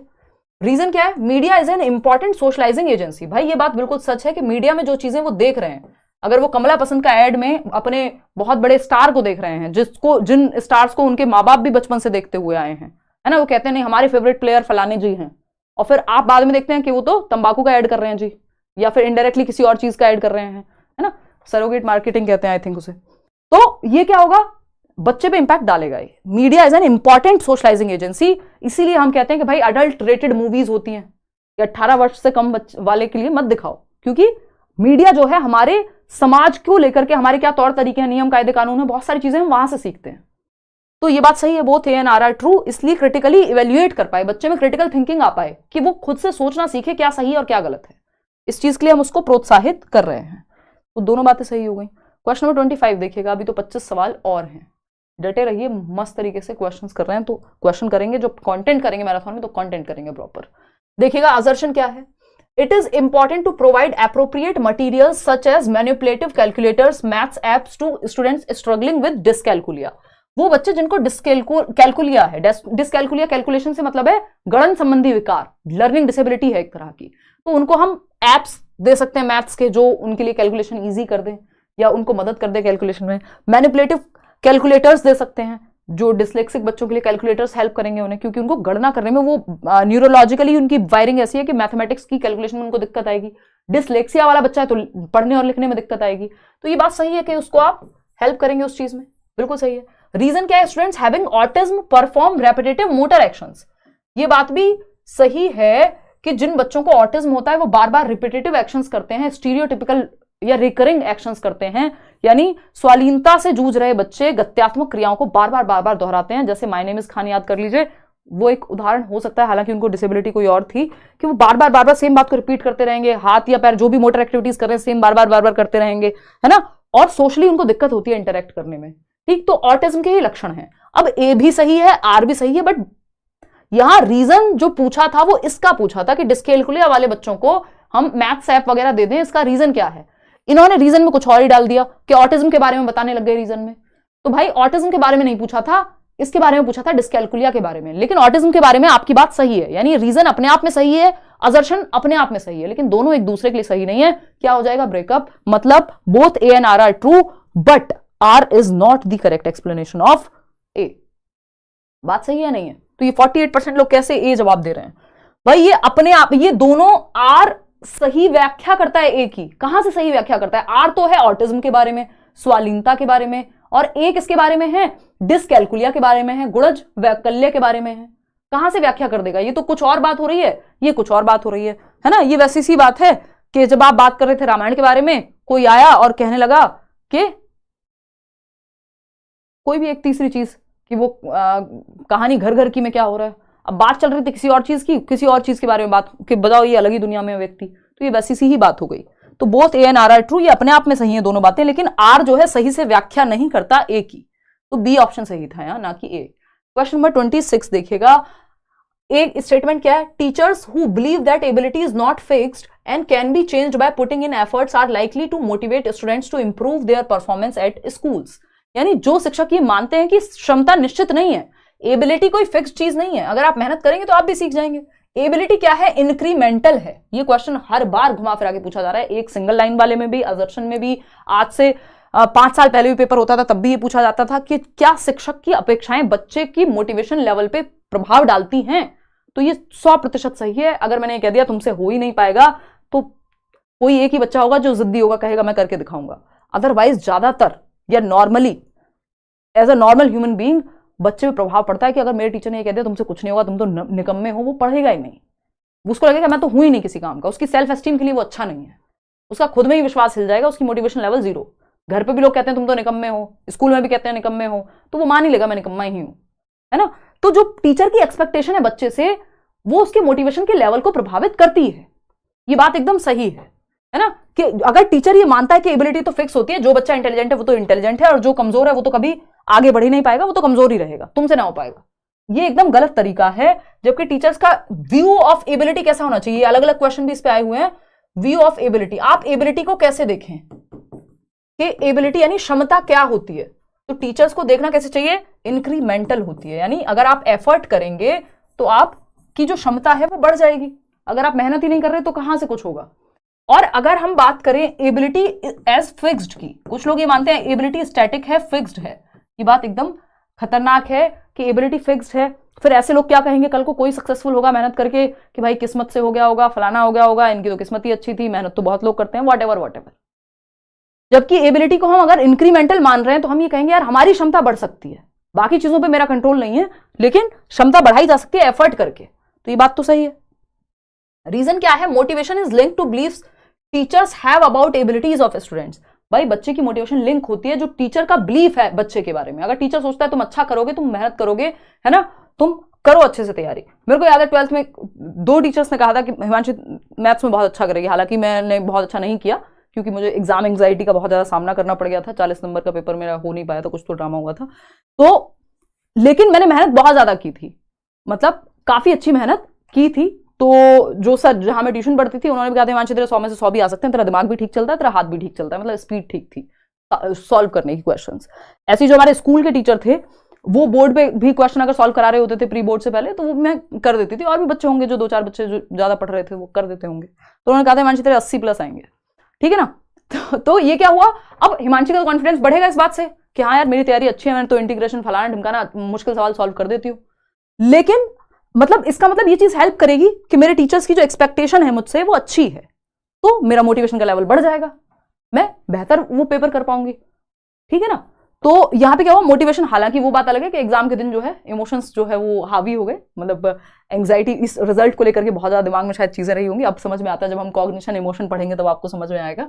तो motivation is linked to believes teachers have about the abilities of students, यानी कि अभिप्रेरणा उन विश्वासों से जुड़ी है जो शिक्षक अपने छात्रों की क्षमताओं के बारे में रखते हैं। टीचर की एक्सपेक्टेशन का फर्क पड़ता है बच्चे पे, कुल मिला के बात ये है, ठीक। तो दोनों ही बातें यहां सही हैं, दोनों ही बातें सही हैं। कि इसलिए टीचर को क्या सोचना चाहिए कि भाई कोई बात नहीं, अभी इतने नंबर आ रहे हैं, बेहतर हो जाएंगे। मैं हमेशा यही कहती हूँ कि अगर आप ठीक से पढ़ रहे हो, समझ में आ रही हैं चीजें, तो प्रैक्टिस करते करते हो जाएगा ना बेटर। तो A option is the right answer. आगे बढ़ेंगे, क्योंकि टीचर की बातों का फर्क पड़ेगा बच्चे पे। कोई टीचर अगर ये करे अरे तुम तो गधे हो, तुम तो रिक्शा ही चलाओगे, अब ये खतरनाक टीचर थे पुराने जमाने के, ये एकदम खराब तरीका है एक टीचर का, ये रिस्पॉन्सिबल बिहेवियर बिल्कुल नहीं है ना। टीचर के ये लक्षण होने नहीं चाहिए, बट हमने इस चीज को नॉर्मलाइज किया हुआ है ना। देखिए एक बार क्वेश्चन नंबर 27 क्या कहता है। असर्शन है to ensure meaningful learning student should be expected to reproduce knowledge in the exact same way as it is received. Sorry, अर्थपूर्ण अधिगम के लिए, अर्थपूर्ण अधिगम कब होगा, जब लाइफ से जोड़ के सिखाएंगे हम, ठीक है ना। To ensure meaningful learning student should be expected to reproduce knowledge, यानी बच्चों को हम एक्सपेक्ट करें कि वो नॉलेज को एज इट इज रिप्रोड्यूस कर दें, रट्टा लगा करके छोड़ आए, मतलब ऐसे के ऐसे ही उसको उगल दें पेपर में, exact same way as it is received. क्या ये बात सही है, क्या ये बात सही है, बताओ एक बार, फटाफट से बताओ। ये बात एकदम गलत है, एकदम गलत है। ये देखो, एक तो मैं 12th में पहुंच गई, ये हमारे बोर्ड्स का ना कभी हमारे दिमाग से निकलता नहीं है। अब मेरे को याद आया यार वो वाला पेपर नहीं था, ये 2 अलग अलग एग्जाम्स को मिस कर दिया मैंने। एक और एग्जाम में मुझे एग्जाम एंग्जाइटी हुई थी, जहां मेरा 40 नंबर का पेपर छूटा था 200 में से, और जो मैथ्स वाला था उसमें मेरे को याद है 15 या 20 नंबर का रह गया था मेरा, प्रोबेबिलिटी वाला जो चैप्टर आता है वो मिस हो गया था। देखना एक बार, अगर हम बात करें तो मेरे दिमाग में जो है मेमोरी के पूरे ऐसे पेजेस खुल गए। इधर आ जाओ वापस, देखते हैं एक बार। To ensure meaningful learning student should be expected to reproduce knowledge in the exact same way as it is received, यानी कि जैसे अर्थपूर्ण अधिगम के लिए यह सुनिश्चित करना चाहिए कि विद्यार्थियों से यह अपेक्षा करें कि जैसे उन्होंने ज्ञान को प्राप्त किया है सेम, एक शब्द भी इधर उधर ना करें राहुल, क्या कर दें, सेम रिप्रोड्यूस कर दें, जैसा लिखवाया है एक एक शब्द वैसा ही लिखा जाए। तो इससे अर्थपूर्ण अधिगम नहीं होगा, इससे रोट लर्निंग होगी, रटंत विद्या होगी, है ना, रटने पे फोकस आएगा। तो ये बात तो गलत हो गई। रीजन क्या है, learning is the process of passive reception. भैया अधिगम पैसिव नहीं हो सकता, निष्क्रिय नहीं हो सकता, एक्टिव होना चाहिए, है ना। तो both A and R are false, D option is the right answer over here. बात सही है या नहीं है, आगे बढ़ गई। क्वेश्चन नंबर 28, क्वेश्चन नंबर 28 क्या है, क्वेश्चन नंबर 28 फटाफट से देखना। असर्शन क्या है यहाँ पे, असर्शन देखते हैं भाई। Children should be provided with love, care and lot of opportunities to develop and learn in early childhood, यानी बच्चों को आरंभिक बाल्यावस्था में विकास और अधिगम हेतु प्यार, देखभाल और बहुत से अवसर प्रदान करने चाहिए। अर्ली चाइल्डहुड क्या है भाई, अर्ली चाइल्डहुड क्या है, बच्चों को आरंभिक बाल्यावस्था में, आरंभिक यानी 2 से 6 वर्ष, आरंभिक बाल्यावस्था में अधिगम हेतु सीखने के लिए लव, देखभाल, केयर और बहुत सारी अपॉर्चुनिटीज प्रोवाइड करनी चाहिए, कि ताकि बच्चे को लगे कि हाँ, मतलब क्योंकि बच्चा कोई मशीन नहीं है ना जिसके अंदर आप लर्निंग भर देंगे, है ना। तो बच्चे को आप लव, केयर एंड अपॉर्चुनिटीज दे रहे हैं, तो आप उसके फेवरेट टीचर भी हो जाएंगे। मतलब उसको पसंद होते हैं वो टीचर्स बच्चे को जो उसको केयर करते हैं। और टीचर की क्वालिटीज होनी भी क्या चाहिए, केयरिंग हो, एम्पैथी हो और ओपननेस, दिमाग खुला हुआ होना चाहिए, ठीक। तो ये क्या होगा, provided with love, care and opportunity, अच्छी बात है। ये तो बच्चा चाइल्ड सेंटर्ड अप्रोच है। और क्योंकि ये उम्र क्या है, आपने वो सुना होगा बॉर्नवीटा का एड जो है कि बच्चे का 90% विकास, बच्चे के मस्तिष्क का 90% विकास 5 साल की उम्र तक हो जाता है। और सिर्फ मस्तिष्क का विकास नहीं, मतलब ओवरऑल डेवलपमेंट में भी जो अर्ली चाइल्डहुड है, ये पूरी डिबेट है मनोविज्ञान की कि अर्ली डेवलपमेंट ज्यादा महत्वपूर्ण है कि बाद वाला। तो ज्यादातर लोग ये मानते हैं कि अर्ली डेवलपमेंट, जो शुरुआत के आपके 10-12 साल हैं, वो बहुत ज्यादा महत्वपूर्ण है, आपके पूरे जीवन के लिए नींव का काम करते हैं। बात तो सही है, ट्रू। फिर रीजन क्या है इसका, outcome of severely deprived childhood can be easily modified in later years, यानी जो गंभीर रूप से वंचित बाल्यावस्था के परिणामों को बाद के वर्षों में बदलना आसान है। यानी अगर सीवियरली डेप्राइव्ड चाइल्डहुड, डेप्राइव्ड किसी भी सेंस में हो सकता है, खाना ही ठीक से ना मिला हो तो कुपोषण का शिकार हो जाएगा बच्चा। अब एक बार माल न्यूट्रिशन का शिकार हो गया बच्चा, तो आप उसका दिमाग बाद में कैसे डेवलप कर दोगे? वो तो उसी स्टेज में सही खाना मिलना चाहिए था। अगर उस स्टेज में गंदा पानी पीने की वजह से या खराब माहौल मिला, टीचर्स बहुत पीटते थे, घर में लड़ाई झगड़ा मारपीट देखिए, कोई सेक्सुअल अब्यूज हो गया बच्चे के साथ, तो अगर इस एज में कुछ भी सीवियरली डेप्राइव्ड है या खतरनाक है तो इसका उम्र जीवन पर्यंत रहता है बच्चे पे, जो कि एरिक एरिक्सन भी कह रहे हैं कि आपका शुरुआत जो है जीवन की, हर स्टेज आगे वाली स्टेज को प्रभावित करती है। तो ये इरिवर्सिबल चेंजेस होते हैं एक तरह के, कि इनका जो इंपैक्ट है वो लाइफ लॉन्ग रहता है फिर बच्चे पे। ट्रॉमा एक तरह का बच्चे के अंदर जा सकता है यदि कुछ भी घटना इस तरह की खतरनाक घटी है। तो बचपन अच्छा हो बच्चे का, इस बात की कोशिश पूरी करनी चाहिए टीचर्स को भी और पेरेंट्स को भी। ये डेप्राइव, जो सीवियरली डेप्राइव चाइल्डहुड है, उसको बदला नहीं जा सकता, है ना। ये बात एकदम गलत है, इसका परिवर्तन संभव नहीं है। ये क्रिटिकल पीरियड है जिसमें चीजें या तो बिल्कुल खराब हो सकती हैं या सही हो सकती हैं। तो जरूरी है कि यहाँ पे हम सही माहौल या सही रिसोर्सेज दें, हालांकि सबको नहीं मिल पाता बट दें, ठीक है जी। तो A is true but R is false. हाँ, ए तो सही है कि अर्ली चाइल्डहुड जरूरी है, बट आर फॉल्स है कि इसको चेंज नहीं कर सकते। एक बार इंपैक्ट आ गया तो आ गया, चाहे वो खाने पीने की वजह से हो, चाहे वो साइकोलॉजिकली हो। क्वेश्चन नंबर 29 देखिएगा एक बार, क्या कहता है ये, a teacher should not design learning tasks that encourage children to seek out knowledge from sites other than text book. यानी एक अध्यापक को ऐसे एक्टिविटीज करानी ही नहीं चाहिए, अधिगम कार्य कराने ही नहीं चाहिए जो बच्चों को पाठ्य पुस्तक के अलावा किसी और स्रोत से ज्ञान अर्जन करने को बढ़ावा दे। कि आप किसी साइट से पढ़ो, अपने आसपास अपने पेरेंट्स से, अपनी दादी नानी से पूछो कि उनके समय पे क्या थी चीजें, कौन सी करेंसी चलती थी, है ना, 2000 का नोट हुआ करता था, है ना। हमारी आने वाली जनरेशन से ऐसे तो बात करेंगे कभी। तो ये क्या हुआ कि आप टेक्स्ट बुक के अलावा बाहर से भी आप लर्निंग टास्क करके एनकरेज करो बच्चे को, चाहे साइट से सीखना हो, चाहे अपने आसपास से सीखना हो, उनको एनकरेज करना चाहिए टीचर को। लेकिन इन्होंने कह दिया should not design learning task. ऐसे टास्क ही मत डिजाइन करो जिसमें बच्चे को टेक्स्ट बुक के अलावा कहीं और से जानने को मिले। तो भाई लर्निंग सिर्फ टेक्स्ट बुक सेंटर्ड थोड़ी होती है। हम तो कह रहे हैं एनसीएफ में या नेशनल एजुकेशन पॉलिसी में भी कि हमको लर्निंग को बियॉन्ड क्लासरूम या बियॉन्ड टेक्स्ट बुक लेके जाना है। यानी बच्चे के वास्तविक जीवन से, रियल लाइफ से, उसके कॉन्टेक्स्ट से जोड़ना है, सोशल कॉन्टेक्स्ट से। और ये कह रहे हैं कि सिर्फ टेक्स्ट बुक तक सीमित कर दो, गलत है। रीजन क्या है, learning and knowledge is transmitted and not sought और कंस्ट्रक्टेड। जबकि हमें पता है रचनावाद पे आधारित है पूरा सिलेबस आपका, पियाजे, वाइगोस्की, ब्रूनर सब कहेंगे नॉलेज को कंस्ट्रक्ट किया जा सकता है। और ये कह रहे हैं लर्निंग को ट्रांसमिट किया जाता है, भरा जाता है। एक खाली बर्तन है बच्चा, जो मैं आपको चाइल्ड सेंटर्ड में बताती हूँ, है ना, जो आपके जॉन लॉक कह रहे थे कि भर दो उसमें। नहीं, बच्चा खाली बर्तन नहीं है, वो ज्ञान का सृजन करेगा खुद से, एक्टिव बीइंग है। तो दोनों ही बातें गलत हो गई, both A and R false, इसमें कोई डाउट हमको है नहीं। अब देखना, इसमें गड़बड़ करते हैं लोग, है ना। इसमें जैसे हमें गलत वाला ऑप्शन होता है, उसमें एकदम से आंसर की संख्या कम से कम 10-15% कम हो जाती है। और अगर कहे दोनों सही है तो सब 95% लोग सही उत्तर देते हैं। तो रट्टा नहीं लगाना है। असर्शन क्या है भाई, children acquire language since they are genetically predisposed to do so and the environment does not play any role. Environment का कोई रोल नहीं है लैंग्वेज में। ये कौन से स्कूल से पढ़ लिया इन्होंने, है। नॉम चॉम्स्की बेचारे ऐसे चिल्लाते रह गए कि हेरिडिटी महत्वपूर्ण है। मतलब हेरिडिटी तो यहां भी महत्वपूर्ण है, या एनवायरमेंट महत्वपूर्ण नहीं है। लैंग्वेज वैक्यूम में डेवलप नहीं हो सकती ना। मोगली की भाषा आएगी फिर आपको, अगर जंगल में छोड़ दिया जाए तो। आप में जेनेटिक क्षमता है, लेकिन बिना एनवायरमेंट के कैसे लैंग्वेज सीखोगे, है ना। अगर लोग ही नहीं होंगे आसपास, कहां से सीखोगे। क्षमता रखी रह जाएगी। क्षमता तो बहुत चीजों की हो सकती है आप में, एनवायरमेंट भी तो चाहिए। रीजन क्या है, language development is a product of only heredity. ये दोनों ही बातें गलत हैं। ये यहां तक की बात ठीक थी कि जेनेटिकली हमारे अंदर क्षमता होती है, लेकिन एनवायरमेंट का कोई रोल नहीं है लैंग्वेज में। ये दोनों ही बातें फिर गलत हो जाती हैं। Both A and R false. 96% लोग सही जवाब दे रहे हैं। बहुत अच्छा लगा ये देख करके। चलिए आगे बढ़ते हैं नेक्स्ट क्वेश्चन पे। क्वेश्चन नंबर है 31। 20 सवाल और है। मुझे लगता है कि इतनी प्रैक्टिस, और ये आपको आंसर भी मार्क करके मिल जाएगा टेलीग्राम पे, जो PDF है, तो इनफ हो जाएगा। मतलब ये एक तरह से पूरे सिलेबस का रिवीजन है इन क्वेश्चंस के थ्रू, क्योंकि ये हर टॉपिक के क्वेश्चन से इन्होंने असर्शन और रीजनिंग के क्वेश्चन बनाए हुए हैं। चाहे वो डेवलपमेंट हो, लर्निंग हो, इंटेलिजेंस टेस्ट हो, आप देख लो हर एक टॉपिक से लगभग आपका पूरा सिलेबस कवर हो जाता है असर्शन और रीजनिंग का, क्योंकि फिक्स नहीं है ना इनसे क्वेश्चन नॉर्मल आएगा या ऐसे वाला आएगा। क्वेश्चन नंबर 31 देखिए क्या कहता है। Ahmed encourages children to his classroom to think of analogies to promote effective problem solving. Ahmed एक टीचर हैं, प्रभावशाली समस्या समाधान के लिए वो बच्चों को अपनी कक्षा में कहते हैं कि समानांतर रूप से सोचो। कि मान लीजिए आपने एक प्रॉब्लम ये सॉल्व की है, इसके जैसी कोई और प्रॉब्लम भी तो सॉल्व की होगी पहले, तो वो समानांतरता ढूंढने को कह रहे हैं, एनालॉजी ढूंढने को कह रहे हैं। बात तो सही है एकदम। प्रॉब्लम सॉल्विंग का वन ऑफ द वेज होते हैं या टेक्निक या तरीका होता है एनालॉजी के माध्यम से।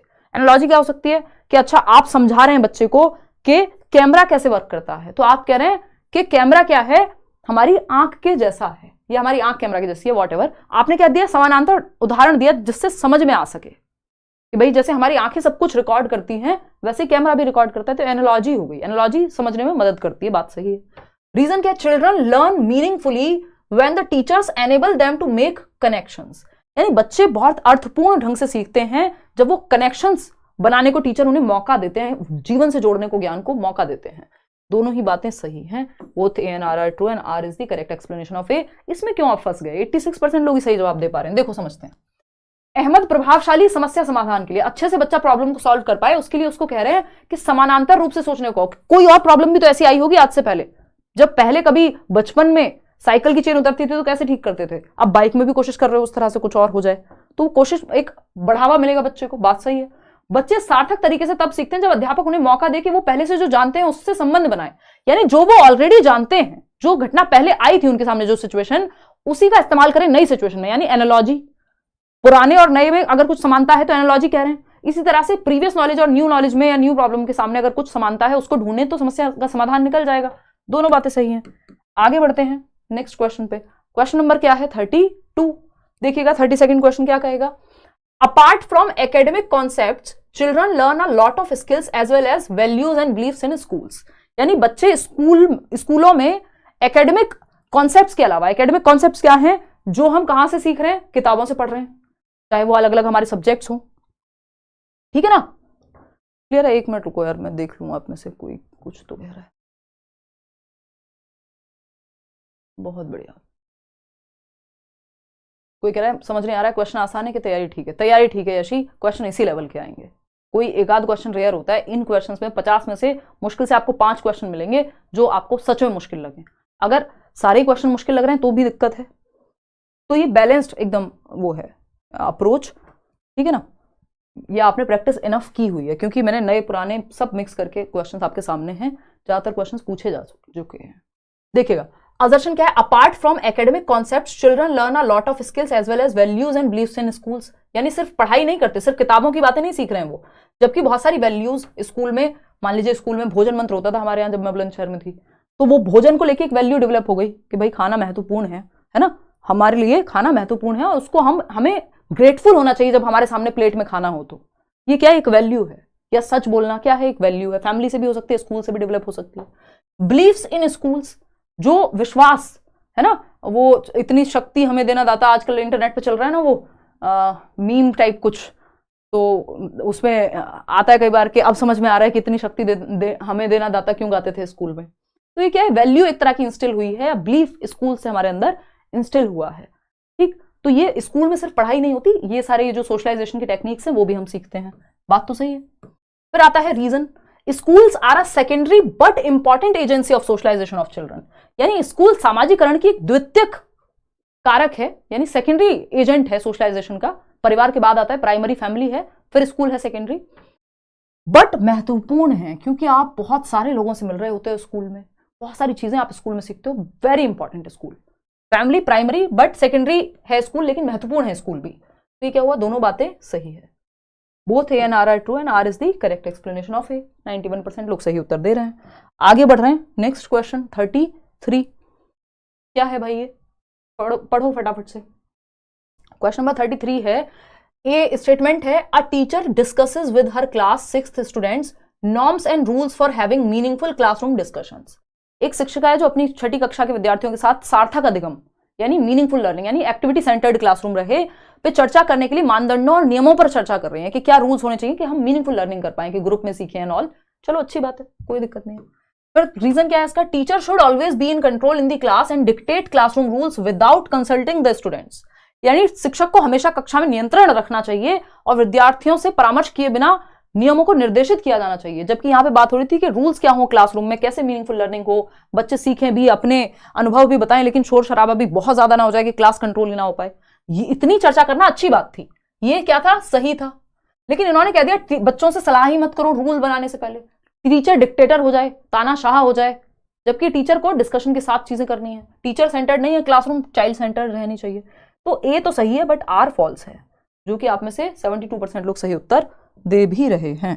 आगे बढ़ेंगे, क्वेश्चन नंबर 34 देखिएगा, ये क्या कहता है भाई। क्वेश्चन नंबर 34 कहता है the new learning should be based upon preceding facts and information and related to what children already no.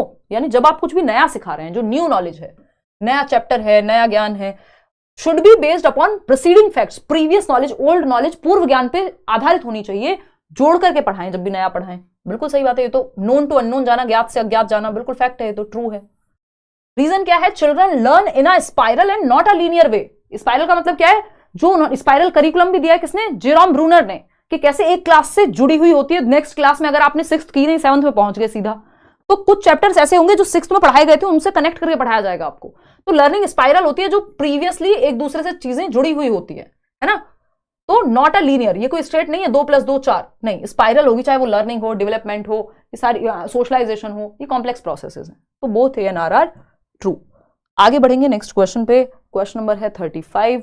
क्या कहता है क्वेश्चन नंबर 35, फटाफट से देखेंगे। ये कहता है, स्टेटमेंट है A, teachers should ask questions that facilitate students to establish relationship between that they are expected to learn and what they already know. Again same बात, जो उनको आता है और जो सीखने जाने वाले हैं या सिखाने वाले हैं जो आप उनको क्लासरूम में, दोनों को क्या कर दें, रियलिया करा दूंगी मैं, don't worry. Realia basically real objects का यूज होता है क्लासरूम में, कि अगर मैंने बॉटल के बारे में बात की तो मैं बॉटल भी दिखा दिया आपको, ये लेकर के आ गई, है ना। ये हम इंग्लिश में पढ़ेंगे, ठीक है ना, इंग्लिश पेडागोजी के मैराथन में, वो होगी 17 तारीख को। 13 को शाम को 7 बजे है आपकी CDP की मैराथन, फिर आपकी 15 को रहेगी, उसको शायद 9 बजे रखूंगी मैं, 15 को रहेगी एक दिन छोड़ के आपकी हिंदी पेडागोजी की मैराथन, और 17 को रहेगी इंग्लिश पेडागोजी की मैराथन। 3 मैराथन लेनी है, ठीक है ना। रीजन क्या है, prior knowledge doesn't play any role in learning of new concepts, यानी जो पूर्व ज्ञान है उसका कोई रोल नहीं है। ये तो एकदम खराब बात हो गई। और यहां पे हम कह रहे थे कि पूर्व ज्ञान से जोड़ के पढ़ाओ जो भी नया पढ़ा रहे हो, ये तो सही था। तो ए तो सही है लेकिन आर गलत है। A is true but R is false. सही बात है, 87% लोग। अब तो आप बढ़िया आंसर देने लग गए हो। तो ये दिमाग को इस दिशा में चलाना है कि इस तरह के क्वेश्चन से जब तक आप बचते रहे तब तक नहीं होंगे सॉल्व। जैसे बचना छोड़ा, पढ़ के समझने की कोशिश की, सॉल्व होने शुरू हो गए। असर्शन की अगर हम बात करें, a teacher should teach each science concept assuming students know nothing. यानी एक शिक्षक को जब वो विज्ञान या साइंस पढ़ा रहे हैं तो हर एक कॉन्सेप्ट को ऐसे पढ़ाना चाहिए कि बच्चे को कुछ नहीं आता पहले से, उनको जानते ही नहीं है, वो तो कुछ खाली बर्तन है, जबकि ऐसा पॉसिबल नहीं है। बच्चा एक्टिव है, उसके प्रीवियस नॉलेज पूर्व ज्ञान से जोड़ के नए ज्ञान को पढ़ाइए, कुछ तो पता ही होगा, जोड़िए, ज्ञात से अज्ञात, नोन टू अननोन ले जाइए। आप तो कह रहे हैं बच्चों को कुछ पता ही नहीं है। Science is an abstract subject with no clear interconnectedness between scientific concepts. यानी जो वैज्ञानिक अमूर्त विषय है, एब्स्ट्रैक्ट कॉन्सेप्ट है, चलो मान लिया कुछ हद तक है, जिसमें वैज्ञानिक अवधारणाओं के बीच कोई स्पष्ट अंतर संबंध ही नहीं है। यानी जो साइंटिफिक कॉन्सेप्ट है उनमें कोई इंटरकनेक्टेडनेस नहीं है, ऐसा तो पॉसिबल नहीं है। एक चैप्टर दूसरे चैप्टर से, एक कॉन्सेप्ट दूसरे चैप्टर कॉन्सेप्ट से जुड़ा होता है लगभग हर ही सब्जेक्ट में, तो ऐसा तो पॉसिबल नहीं है। बात तो गलत हो गई। तो ए तो सही था, नहीं ए भी कहां सही था, ए भी कह रहा था कि बच्चों को कुछ नहीं आता, ये मान लो। तो both A assertion and reasoning are false. D option is the right answer. 88% लोग सही जवाब दे पा रहे हैं। आगे बढ़ेंगे क्वेश्चन नंबर 37 पर। ये क्या कहता है भाई, क्वेश्चन नंबर 37 कहता है to develop critical thinking in learners a teacher brings several newspapers mentioning the same news and encourage students to discuss it in groups. यानी बच्चों में समालोचनात्मक चिंतन, 21st सेंचुरी स्किल्स, 21वीं शताब्दी का कौशल में से एक कौशल है क्रिटिकल थिंकिंग, जो आपकी नेशनल एजुकेशन पॉलिसी जिस पे बहुत जोर दे रही है। आपके पेपर में कई क्वेश्चन भर भर के आ रहे हैं अब सीटेट में क्रिटिकल थिंकिंग से। तो क्रिटिकल थिंकिंग की जब हम बात कर रहे हैं तो टीचर को क्रिटिकल थिंकिंग को बढ़ावा देना है क्लासरूम में। इसलिए वो कई सारे न्यूज़पेपर के आर्टिकल सेम न्यूज पे, मान लीजिए कोई घटना घटी है, अभी रिसेंटली क्या चल रहा था, वो हिट एंड रन वाला, तो उस पे आपने 70 लोगों के, मतलब 70 तो ज्यादा हो जाएगा, 7 या 5 या 3 न्यूज़पेपर की रिपोर्ट पढ़ी, कि वही न्यूज आपने 3 अलग अलग न्यूज़पेपर में पढ़ी, या वही न्यूज अगर आपने 3 अलग अलग न्यूज चैनल्स पे भी देखी, तो भी आपको पता लगेगा 3 अलग अलग दृष्टिकोण प्रकट हो रहे हैं। ये फलाना चैनल कुछ और कह रहा होगा, ये कुछ और कह रहा होगा, ये कुछ और कह रहा होगा, है ना। तो ये क्या हुआ, बच्चे को अलग अलग पहलू मिलेगा, कि उसको समझ आएगा कि क्या ऑब्जर्व कर पाएगा। एक तो वो, उसके पास डेटा आएगा, एविडेंस के आधार पर, जो भी उसके पास उस टाइम के लिए एविडेंस है, उसके आधार पर वो सोच पाएगा क्या सही है क्या गलत है। यानी मल्टीपल पर्सपेक्टिव्स मिलेंगे, जो कि सही है। डाइवर्जेंट थिंकिंग कर पाएगा वो। Text book can be the only source of knowledge in a middle grade. ये एकदम खराब तरीका किसी भी क्लास में सिर्फ टेक्स्ट बुक या सिर्फ कक्षा की जो किताब है, जो पाठ्य पुस्तक है, पाठ्य पुस्तक is one of the resources, बहुत सारे रिसोर्सेज में से एक रिसोर्स है, ना कि एकमात्र रिसोर्स है। इज नॉट द ओनली या should not be the only resource in the classroom, text book जो है। तो ए तो सही था, बट आर जो है वो गलत हो गया। तो 79% लोग सही जवाब इसका दे पा रहे हैं। क्वेश्चन नंबर 38 देखिए आप और जवाब दीजिए। देखिएगा फटाफट से।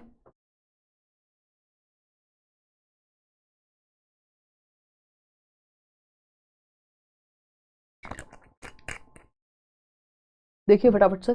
अभी हमारे पास 12 क्वेश्चन और हैं, फिर हमें निशा के घर पकौड़े खाने हैं, जो आज निशा ने स्पेशली बनवाए हैं। हमें पता लगे कि ऐसी हरकतें आज जो निशा ने की हैं शुरुआत में, वो पकौड़ों की वजह से थी या इनके अपनी पर्सनल डिसीजन था। देखिए एक बार, असर्शन क्या है? A teacher should encourage her students to make intuitive guesses. Intuitive guesses किस स्टेज में आते हैं बताएगा कोई? कोई बात नहीं, हम बताएंगे मैराथन सेशन में, ठीक है। तो एक शिक्षक को अपने छात्रों को किसी प्रश्न के उत्तर के बारे में सहज अनुमान लगाने के लिए प्रोत्साहित करना चाहिए। बिल्कुल सही बात है। जो मन में आ रहा हो बेचारे बच्चे के, बेचारा क्यों हो गया वैसे बच्चे के जो भी मन में आ रहा हो वो कह पाए, खुल करके एक्सप्रेस कर पाए, ये बात तो सही है, ये करना चाहिए टीचर को। रीजन क्या है इसका? Student should be instructed to answer only when they are absolutely sure of the correct answer.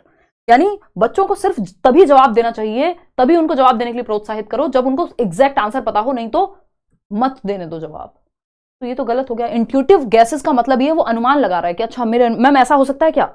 फिर आप कहोगे अच्छा बताओ क्या, फिर बताया कि नहीं नहीं देखते हैं, अभी डिस्कस करेंगे। तो ये हुआ सहज अनुमान कि जो उसके मन में आया, जो उसके अनुभव के आधार पर उसने बोल दिया। तो ये अच्छी बात है, बच्चों को आप अभिव्यक्त करने दें, एक्सप्रेस करने दें।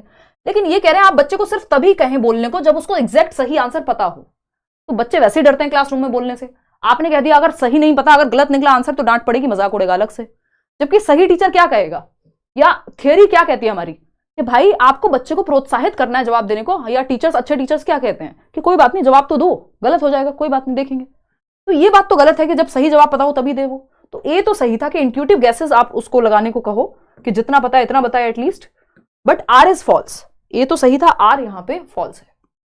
आगे बढ़ेंगे क्वेश्चन नंबर 39 पे। क्वेश्चन नंबर 39 क्या कहता है? ये बड़े क्वेश्चन हैं, इसलिए जरूरी है कि आप इनको मल्टीपल टाइम प्रैक्टिस करें, क्योंकि अगर आपकी स्पीड बढ़ गई, अगर आपकी स्पीड बढ़ गई पढ़ने की, तो क्या होगा? आप जल्दी जवाब दे पाएंगे, आपका टाइम बचेगा पेपर में। जैसे मेरे को याद है अभी ये आपकी क्लास से पहले एक क्लास थी, उससे पहले उसके बाद मैंने थोड़ा सा मेरे को देखना था, क्योंकि देखना पड़ता है वो लेसन प्लानिंग में कि गलत टाइपिंग है या कुछ है, एक बार नजर तो निकल जाए।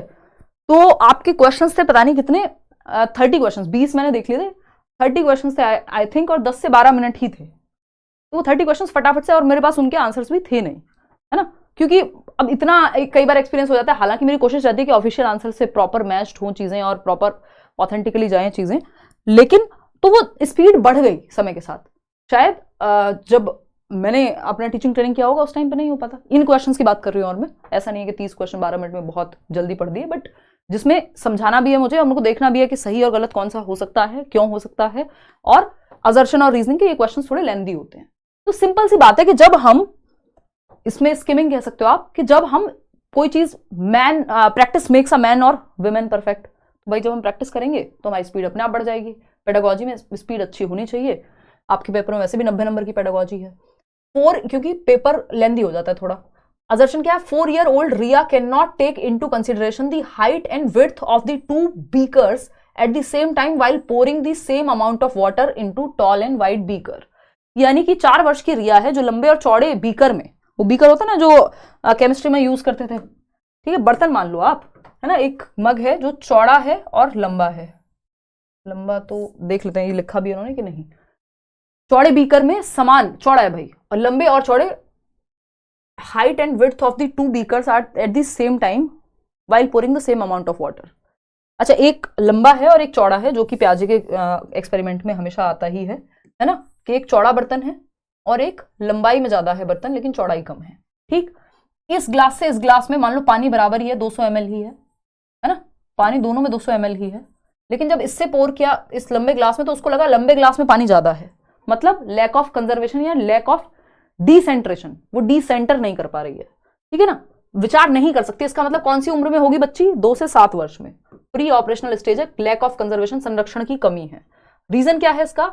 रिया is at pre operational stage of cognitive development as per Jean पियाजे। बिल्कुल फैक्ट है, यही बात तो हम कर रहे थे भाई। ऐसा क्यों नहीं कर पा रही? क्योंकि वो प्री ऑपरेशनल स्टेज में है।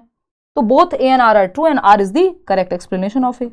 ठीक है ना, आगे बढ़ गए, आगे बढ़ते हैं। मतलब क्वेश्चन नंबर 40 देखिएगा, क्वेश्चन नंबर 40 देखिएगा। 10 सवाल और हैं, फटाफट से बताओ इसका जवाब। हाँ, practice makes a person perfect, बिल्कुल कह सकते हो मधु, है ना। और हमें क्या करना है? बहुत ही बढ़िया, एकदम जेंडर न्यूट्रल लैंग्वेज का इस्तेमाल आपने किया है। या तो आप दोनों ही जेंडर को इंक्लूड करें या फिर एक जेंडर न्यूट्रल भाषा का इस्तेमाल करें। ठीक है ना, बिल्कुल सही बात है, बहुत बढ़िया, तालियां बजाऊंगी मैं आपके लिए, बहुत अच्छा लगा मुझे। हाँ ठीक है, सही जवाब दे रहे हैं आप लोग। चलिए आगे बढ़ते हैं, समझते हैं कहानी क्या है। असर्शन क्या कहता है भाई? A teacher tries to include examples from the immediate environment of children to make the class interactive. यानी बच्चे के वास्तविक जीवन से, रियल लाइफ कॉन्टेक्स्ट से, संदर्भ से वो उठा करके ला रहे हैं टीचर एग्जाम्पल। जो जैसे मैं कई बार इंस्टाग्राम का, रील का, इसका उसका एग्जाम्पल बहुत बार दे देती हूँ, क्योंकि मुझे पता है आप लोग देखते तो हो ही, कितना ही मना कर लो, है ना। हम मना करें भी क्यों? क्योंकि आप बच्चे तो रह नहीं गए, लेकिन पेरेंट्स भी मना करें, ठीक है ना। तो कई लोग तो पूछते हैं कि क्या समस्या है, मतलब क्या समाधान है इसका कि ना देखें। तो खैर, या कोई मूवी आई हुई है रिसेंट, तो उसके एग्जाम्पल्स आपको बहुत बार मिल जाएंगे मेरे सेशंस में। क्यों? क्योंकि हमें पता है कि भाई आपके परिवेश से जो आप कर रहे हैं वो एग्जाम्पल देना जरूरी है, रियल लाइफ से जुड़ जाएंगी चीजें। तो ये बात सही है। Socio cultural context plays an important role in learning. भाई सामाजिक अधिगम, सामाजिक सांस्कृतिक संदर्भ, जिस समाज, जिस संस्कृति में हम रह रहे हैं, उसके एग्जाम्पल्स से या उसके एस्पेक्ट से जोड़ना चाहिए लर्निंग को, तब हम बेहतर समझ पाएंगे, क्योंकि हमारी रियल लाइफ से जुड़ जाएगी। बात तो सही है। अब आपको कोरियन किसी मूवी का एग्जाम्पल दें, जो मैंने ही खुद देखी आज, कि मैं एक एग्जाम्पल निकाल के लाऊंगी इसलिए मैंने मूवी देखी, और आपको आकर के कोरियन मूवी का कोई एग्जाम्पल दिया जो ना आपने देखी थी और मैंने भी पहली बार देखी थी, तो वो क्या हुआ? सोशियो कल्चरल कॉन्टेक्स्ट से एकदम खराब हो गई।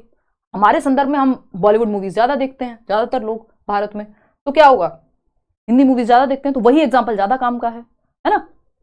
अब कोरिया में जाके कोई हिंदी की मूवीज का एग्जाम्पल देगा, तो कोई बहुत फेमस मूवी हुई तो समझ आ जाएगा, नहीं तो नहीं। ठीक, चलिए खैर, ये option is the right answer. इसलिए हमें बच्चे के संदर्भ का ध्यान रखना है, उसकी सराउंडिंग का, उसकी भाषा का, उसके कल्चर का, वैसे ही एग्जाम्पल लेके आने हैं। असर्शन क्या है? Mistakes and errors made by the students are indicative of the failure of the teachers and the students. छात्रों द्वारा की गई गलतियां और त्रुटियां शिक्षकों और छात्रों की विफलता का संकेत हैं। यानी बच्चे से गलती हुई है, या क्लासरूम में जो भी गलतियां हो रही हैं, या फेलियर, किसी भी वजह से बच्चे फेल हो रहे हैं, तो वो टीचर और स्टूडेंट दोनों की मिस्टेक है, फेलियर है टीचर और स्टूडेंट का। अगर त्रुटि हो रही है, एरर्स कमिट हो रहे हैं, तो वो टीचर और बच्चा दोनों फेल हो गए उसमें। देखो, गलतियां होने से कोई फेल नहीं होता, गलतियां सीखने का हिस्सा है, ना तो टीचर ना student. Errors are the part of learning. Children, ऐसा कोई व्यक्ति नहीं मिलेगा जो सीखता हो या किसी ने कुछ भी सीखा हो, है ना। माय मेंटर यूज्ड टू से दिस, कि किसी ने कुछ सीखा हो और कभी गलती ना की हो, ये पॉसिबल नहीं है ना। दीपक सर देखिएगा एक बार, रीजन की अगर हम बात करें, children do not have the ability to think on their own and need to be constantly instructed to ensure learning। यानी बच्चों में स्वयं सोचने की क्षमता नहीं होती है, और सीखने को सुनिश्चित करने के लिए उन्हें लगातार निर्देश दिए जाने की आवश्यकता होती है। यानी उनमें क्षमता ही नहीं है बच्चे में सीखने की। जबकि हम कह रहे हैं बच्चा क्या है? CCL, क्यूरियस है जन्म से ही, क्रिएटिव है और लर्निंग की एबिलिटी के साथ पैदा होता है। ये बात कौन कह रहा है? चाइल्ड सेंटर्ड एजुकेशन का शॉर्ट फॉर्म मैंने आपको बना के दिया हुआ है। तो both A and R false हो गए यहाँ पे, तो डी ऑप्शन गलत हो गया, सिंपल बात। आगे बढ़ेंगे क्वेश्चन नंबर 42 पर। क्या कहता है भाई क्वेश्चन नंबर 42? असर्शन है और रीजन है। देखते हैं क्या है assertion. School should emphasise on mere reproduction of materials learn. Again, mere reproduction, mere recall, memorisation, ये सब रट्टे की बात करते हैं, तो ये एकदम खराब तरीका है कि पुनरुत्पादन कर दो, जो सीखा है उसको उगल दो, पेपर पे जाके उल्टी कर दो, नहीं। रीजन क्या है? Memory is neither constructive not interpretative. ये भी गलत है। मेमोरी जो है, स्मृति जो है, वो नॉट ईरानी, स्मृति मेमोरी वाली, कॉग्निटिव फंक्शन वाली, है ना, कॉग्निटिव डेवलपमेंट वाली संज्ञान। मेमोरी क्या है? कंस्ट्रक्टिव है। हंस लो पहले तुम, वाओ मौका मिला, कितना खराब पीछे मारा, बाद में मजाक उड़ाऊंगी, अभी तो क्लास हो जाने दो। है यही सब तुम्हारी सेल्फ टॉक चल रही है ना, प्राइवेट स्पीच। प्राइवेट नहीं, ये तो साइलेंट इनर है, बाहर नहीं सुन पा रही हूँ ना मैं। देखो एक बार, खैर, तो अगर हम बात करें यहाँ पे कि मेमोरी की जब हम बात कर रहे हैं, स्मृति की जब हम बात कर रहे हैं, तो स्मृति क्या है? नीदर क्या रही हो तुम? Neither constructive nor interpretative. मतलब हम ये नहीं कह सकते कि कंस्ट्रक्टिव नहीं है, आप कुछ भी महल बना लो, कंस्ट्रक्ट कर लो आप इमेजिनेशन से, अपनी मेमोरी के माध्यम से, है ना। मुंगेरी लाल के हसीन सपने बनाओ, और इंटरप्रिटेटिव भी आप इंटरप्रेट कर सकते हो, अगर कोई मेमोरी है उसको बता सकते हो आप इंटरप्रेट करके। तो ये दोनों ही बातें गलत हैं, both A and R false. बात सही है या नहीं है? क्लियर है बात? कोई दिक्कत परेशानी दर्द समस्या? बोथ आर रॉन्ग, बिल्कुल।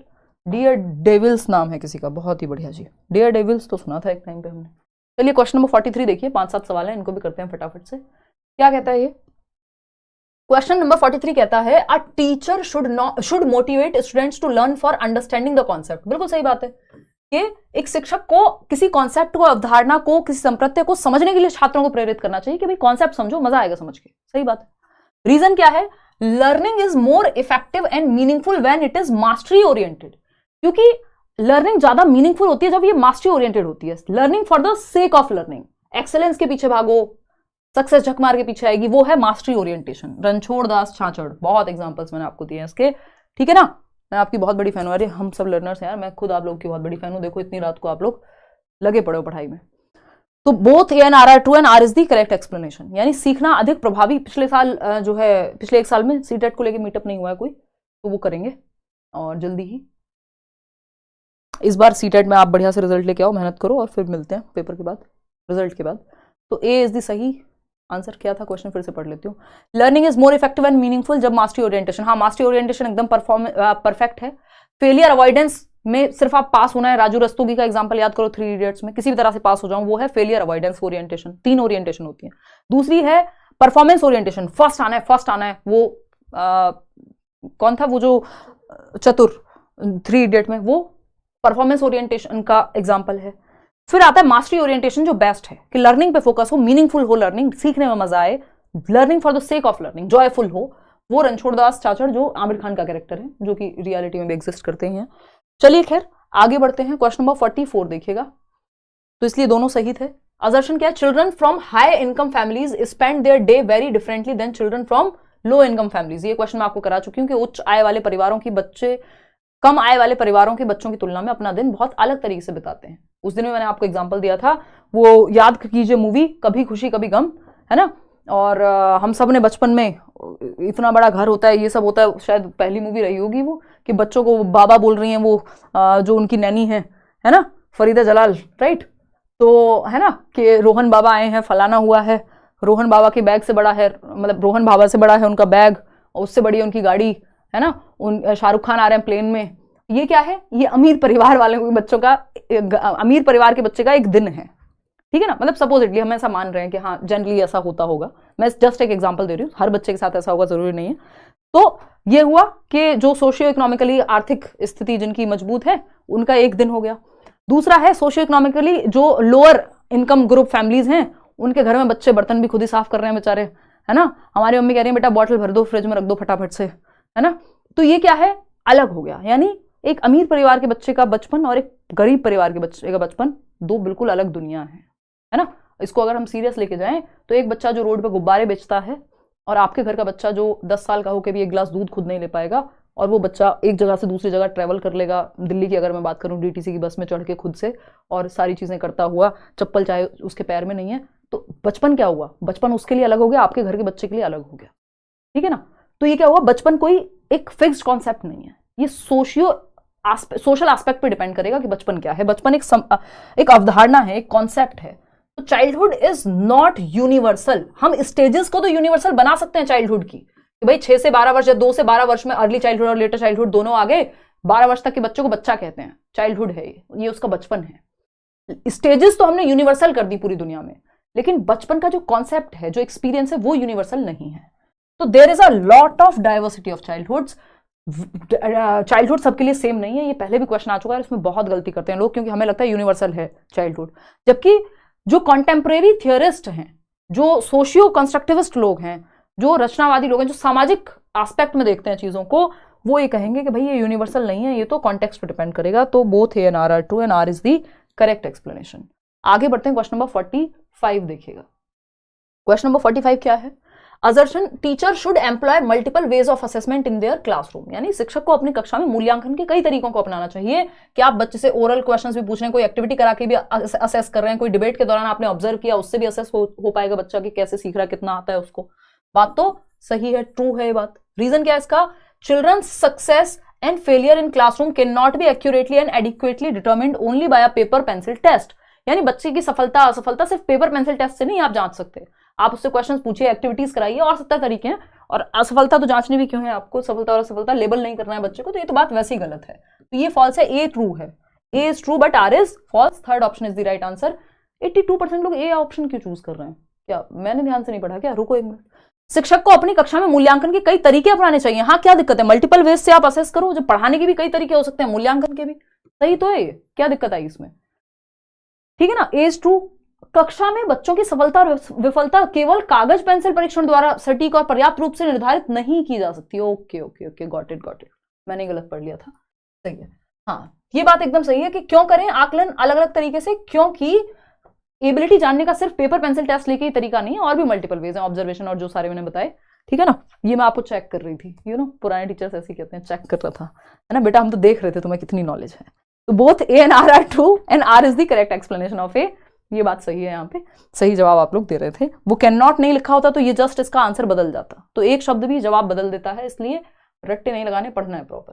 क्वेश्चन नंबर 46 देखिएगा। असर्शन क्या है? Learning in schools should be detached from the social context of children, यानी स्कूल में जो सीखना है वो सामाजिक संदर्भ से अलग कर दो। जिस समाज, जिस संस्कृति, जो मूवीज, जो एक्सपीरियंसेस आसपास बच्चा ले रहा है उससे अलग कर दो लर्निंग को, तो फिर कुछ समझ नहीं आएगा, रट्टा हो जाएगा। ये तो सोशल कॉन्टेक्स्ट से सिखाना है, ये रोट लर्निंग कराने को कह रहे हैं, ये तो गलत हो गया। सोशल कॉन्टेक्स्ट से रिलेटेड होनी चाहिए लर्निंग क्लासरूम में। Before children enter school they already have a well defined vocabulary and an understanding of concept. ठीक है, वोकैबुलरी होती है उनके पास, अब कॉन्सेप्ट की अंडरस्टैंडिंग, कौन से कॉन्सेप्ट की अंडरस्टैंडिंग कह रहे हैं ये बताना है इनको। तो देखते हैं, ऑप्शंस पे जाते हैं सीधा। ए तो गलत है, ए तो एकदम गलत है, तो बोथ वाला तो ऑप्शन ही हट गया सीधा। A is true but R is false. हाँ, ए कैसे ट्रू होगा? कौन से सपने हैं ये? नहीं, ए तो ट्रू हो ही नहीं सकता।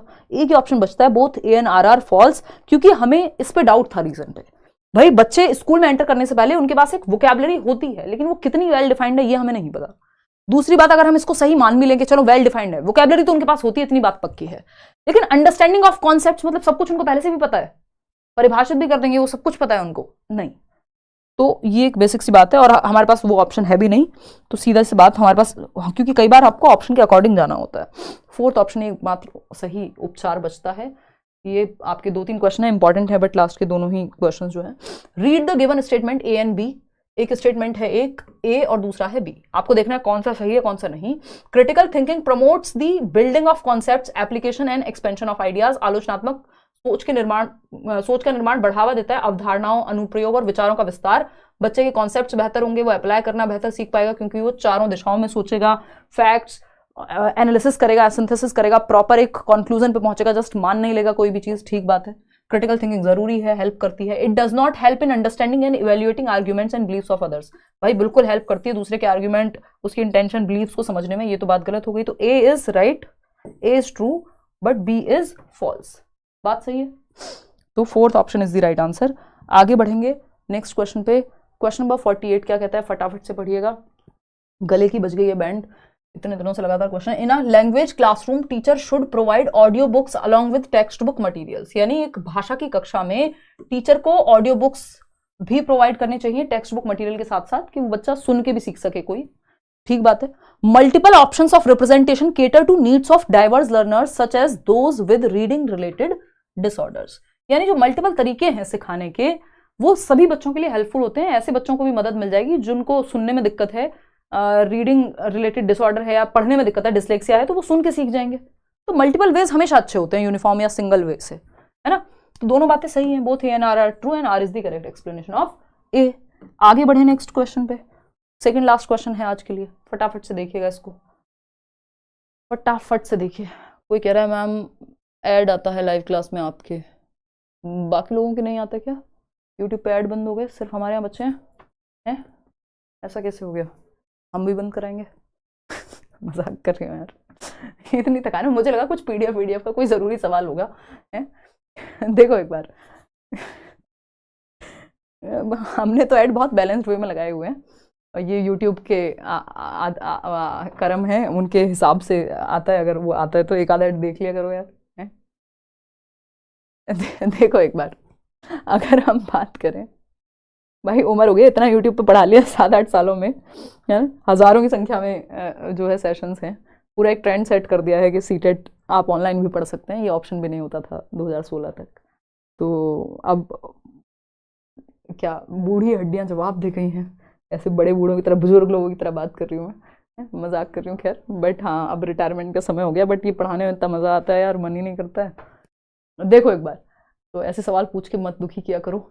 देखो एक बार क्वेश्चन में ऑप्शन नंबर 4 देखो यार, अगर हम बात करें असर्शन की, a teacher should not cater to individual differences.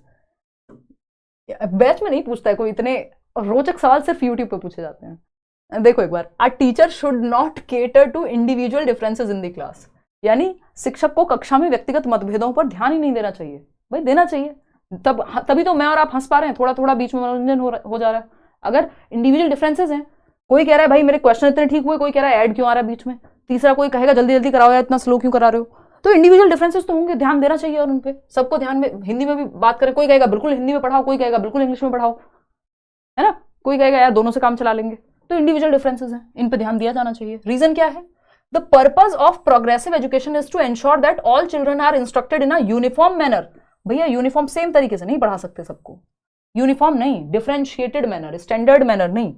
तो ये क्या हुआ, दोनों ही बातें गलत हो गई इस तरह से, तो both A and R are false. Fourth option is the right answer, 58% जो है वो सही है। आगे बढ़ते हैं, क्वेश्चन नंबर 50th, आज के लिए आखिरी सवाल है भाई। देखना एक बार, एक इंसान 9 हीमोग्लोबिन पे आपके सामने प्रेजेंट है, अच्छा नहीं लग रहा आपको, 2-2 घंटे की क्लास ले रहा है, और फिर आप ऐड की शिकायत करते हो यार, ऐसे थोड़ी होता है यार, है? हमारी भी टीम है, उनकी भी सैलरीज जाती हैं। देखिए एक बार, है? अब हमारे लायक हम जीवन में अच्छा कर चुके हैं तो क्या करें, बाकी लोगों को कुछ ना दें?